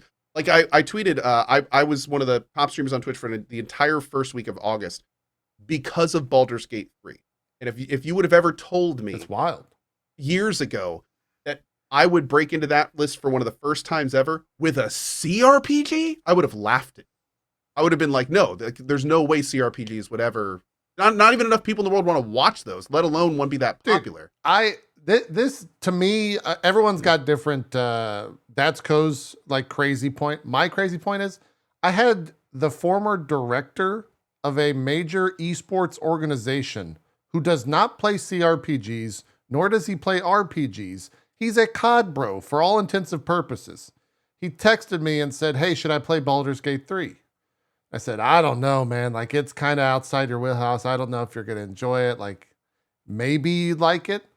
He texted me 10 hours later and he says, "Dude, this game is fucking incredible." That is wild to me. Like, it's winning over the COD broiest of bros. And they're like, "Yeah, Baldur's Gate, it's great. I love this game. This game, I can't get enough of it. It's 10 out of 10. It's wild. It's been I would love to know, and I'm sure Larian is getting just overwhelmed by people wanting to talk to Sven and to employees at the company. Adam Smith, for the first time today, I started looking into him. Adam Smith is doing interviews everywhere. I would just love to know like deserved. what they're saying of their like. You see Sven's tweets. He'll quote tweet like the PC Gamer article, and he's like, "This is crazy to me." He quote tweeted the IGN article or the IGN review that gave it a 10, and I think he just said "holy shit." Like, that was his quote tweet because even he can't believe the response that he's getting to it. So it's wild. It's absolutely wild to see that. I don't know of a game that's like It's phenomenal. This much of it's like been this much of a success story that people are constantly rooting for it. Hasn't really happened. It is a very, very bright. Oh, and one of the things, this is to me one of the most beautiful aspects of all this is that a tweet that Sven made, where he was like, "We are super excited that you guys love our game. You know, we've poured tons of years of passion into this. We love that you're doing this." And then he ends it going like, "We can't wait to tell you about what we're working on next." Essentially. Yeah. And it's like that's it's very rare that I can get this excited about something that I have absolutely no idea about and fundamentally feel like, oh, this is going to be huge. Like whatever, I don't even care what they're working on next. Like I'm there for it. Like clearly they're at the top of their game. I'm sure it's 99% sure it's going to be a CRPG. Like, you know, it's nice having a company, to be blunt, kind of like I used to feel about CDPR, where it's like you have a company that you have near total faith in. Of course, something can go wrong, but like it's nice having a golden boy style company where it's just like you can just pretty much give them faith that they're going to deliver an amazing product. You know, I can count the number of companies on two hands that I just have unequivocal faith will deliver a decent project. One of the reasons I'm excited for Armored Core 6. I'm pretty sure it's going to be an awesome game. Like even if it has issues, it's going to be pretty great because I trust FromSoft. But you know, it's really nice having that feeling, you know, and knowing that the first thing they're saying that, you know, it's not like they're kind of, oh, let's see what kind of offers we can get now that we're a huge company. It's like, no, we're already thinking about the next game. Don't worry about it. Like we're going to keep doing exactly what we're doing now. And yeah, feels good, man. Yeah. Good. It's wild. Feels good. Wild for sure. Curious how long it keeps up. If Starfield is going to be the thing that like pulls people away, or if it's just the fucking train is moving full steam ahead for the next like month, 2 months, rest of the year, right? Like how long is it gonna? It's the third Sunday in a row they've hit 800,000 plus. Fucking tough if Starfield like even comes close to touching Baldur's Gate. It would be. I mean, that is huge. Well, I think I know they're so similar, but in my mind they're will. so different. They're Yeah. so different. Like it's they're different, I don't know. 100%. But here's so the different. thing: is Bethesda. It's like like Dan said it all last week. It's a Bethesda game. Like those don't. Those and it's don't on Game come out. Pass. Those don't come It's on out. freaking Game Pass, dude. But like once a decade. Like oh my god, if Microsoft is public about the numbers of people playing it on Game Pass, it's gonna be millions and millions and millions of players. It's gonna have a huge effect. Yeah. So I mean, yeah, it's gonna, you know, it's gonna be a different level. It's gonna be a different level. I think so. What's gonna be very interesting is if Starfield comes out and eclipses Baldur's Gate. You cut out a little bit. You said eclipses Baldur's Gate 3, right? Eclipses. Yeah. I do wonder if Starfield comes out and it's actually really good and millions of people play it. I'm very curious if it's going to be like all of a sudden everyone's just talking about Starfield. It will happen And at for that point, a day. and at that point, Lariat is like 1,000% on like, thank God we moved up a month. You know, like, oh my, like, it's interesting to think of a world where it could have been a Horizon Elden Ring situation. Yeah. You know, where it's like Baldur's Gate 3 is amazing. Don't get me wrong. It's some people's literal best game ever. But it's like, if it had released right before Starfield and then Starfield actually generates a small sun's worth of hype because it turns out to be the best Bethesda game made so far. Like it's going to be interesting, man. Listen, I don't know if you can hear. No, I'm I can actually guarantee ODing on you copium it will be right now. I can guarantee you it will be the best Bethesda game to come out in, when did Skyrim come out? In like the last 8 years. Last decade, right? Yeah. Yeah, there you go. It Yeah. will be locked down the best Bethesda game to come out in 12 years. Well, no, I mean every Bethesda game has released to massive, horrible issues. Like, let's be blunt. Like, and just like Dan was saying last week, you said it perfectly. It's like you just got to give them time. They always come out uncooked, that kind of thing. Starfield actually comes out and it works and it's good. Like, this is actually a new leaf for Bethesda. It's unfounded this whole territory. like releasing completed games. Like, this is new territory for Bethesda. Yeah. You know, if that's actually the case. So God, it's this weird kind of like nervous anticipation just I saying have so that. 100%. I'm right Yeah, there with you. It's wild. It's so It- wild. it is a It's really- so wild. really, really weird. Sorry. time. I meant 8 years because Fallout 4 did come out in 2015. My bad.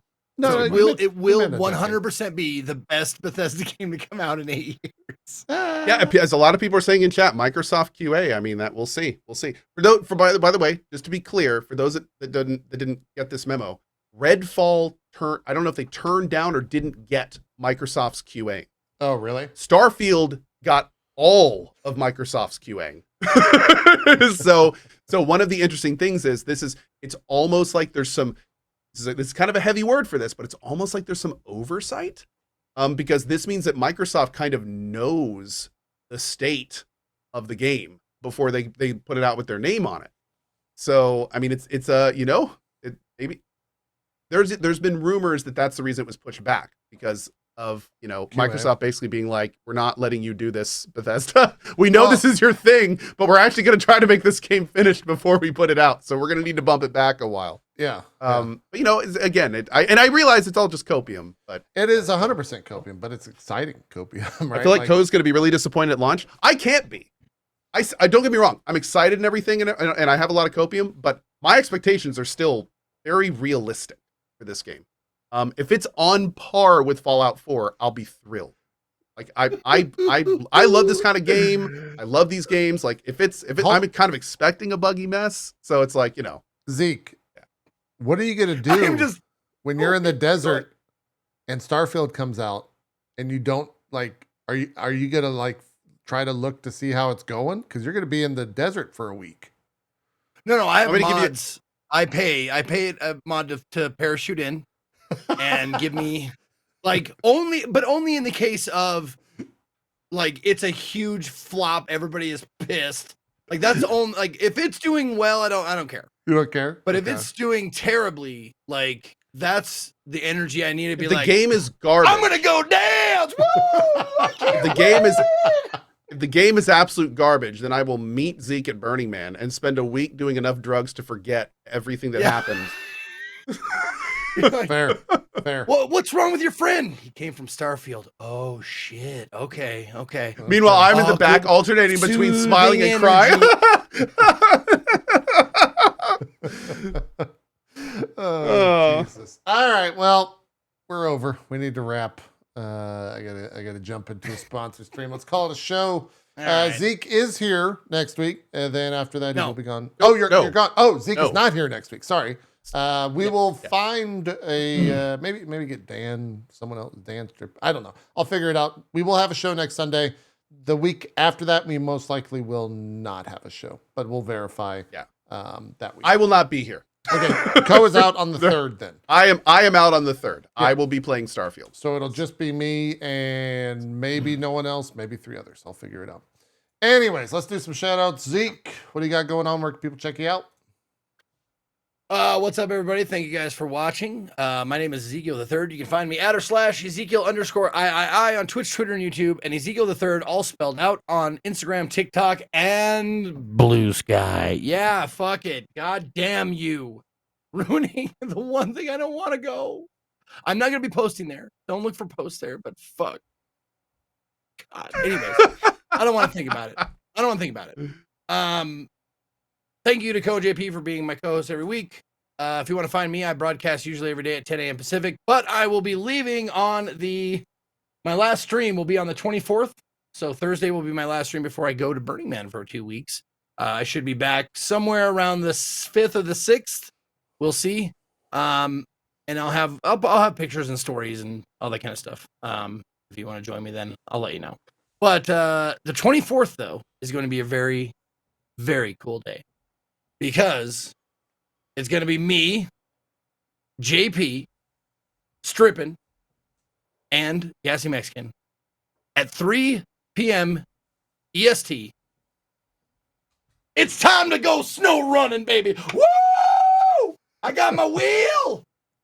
I'm ready to rock and roll, baby. We're going to drive truck because what? Okay, sure. We're going to do some co-op SnowRunner. I will be starting at my regular time to figure out the fucking wheel and pedals and stuff for the first hour and a half. And then those guys will join me and we'll all go trucking together, baby. Should be a lot of fun. So, what am I doing Tuesday? WrestleQuest. That's right. I'm gonna do a sponsor thing for WrestleQuest, which is a new, wrestling based RPG. So that's what I got. Thanks for watching. Over under on you raging. Zeke, how do you on SnowRunner? See, I don't think you know what SnowRunner is. It's one of the most frustrating games you could play. It really, truly is a frustrating game. And It's a frustrating driving game. Yeah, which you remember my very short review of Death Stranding? Yeah, like it's probably gonna be a little bit like that. It depends on how do I get to make progress and then it's completely stopped, or the progress itself is shitty? A little bit of both. Okay, because if you get like a long period of progress and then you're just stopped for 20 minutes, that is rage inducing. If it's just shitty the whole fucking way, then that's silence. That just my excitement for Thursday just went up by about 10-fold. Oh, good. And maybe that's telling to answer your questions. It's going to be very fun. Some shout outs. What do you got going on? Sure. Hi, everybody. My name is Ko. If I haven't met you yet, I've lost my window because I was doing stuff. There we go. Hi, everyone. I'm going to be doing a lot more Baldur's Gate 3, trying to get it done before Armored Core. I don't think I'm going to be able to. We also have a bunch of like tons of different random sponsored things coming up this week for those that are not playing Baldur's Gate 3 or want to see Baldur's Gate 3. God damn it's Dan! Hi, everybody. That's fine. Dan's better than me anyway at this whole streaming thing. So go check him out. But anyway, yeah, it's all sorts of stuff coming up as we get a bunch of things knocked out before Armored Core 6 and then Starfield, and I hope to see you there for it. It should be a lot of fun. For those that don't know, I am going to be taking like a little staycation for Starfield. So starting as soon as I can play, I'm going to be basically doing like 12 to 16 hour days for 4 to 6 days of Starfield. So I'd love for you to join us. It should be a lot of fun, and that's all starting as soon as we can play. So thanks for watching, and see you next time. Awesome stuff. That's that. Thanks for watching Drop Frames. Me and Ko will be back next week. Zeke's going to the burn for 2. Woo! Then he'll be back and join us. I guess the next full show with all of us here will be the 10th. But we will have a show on the 27th and maybe even a show on the 3rd if I'm feeling absolutely crazy, if I need to talk about Starfield. if Starfield is a fucking mess, 1000% we'll be here on the 3rd. If it's good, listen. Maybe It's not. okay. It's okay to hope for the best, but relish the worst. It's okay. Exactly. That's where my head's at. We'll put we'll put Co's stream up, and it'll just be him like crying and playing Starfield in the corner. Just like petting my cat and crying. Yeah, just like It's like the whole thing. Okay, why did they do this? Yeah, that's the whole plan. thing. That's the plan for the 3rd.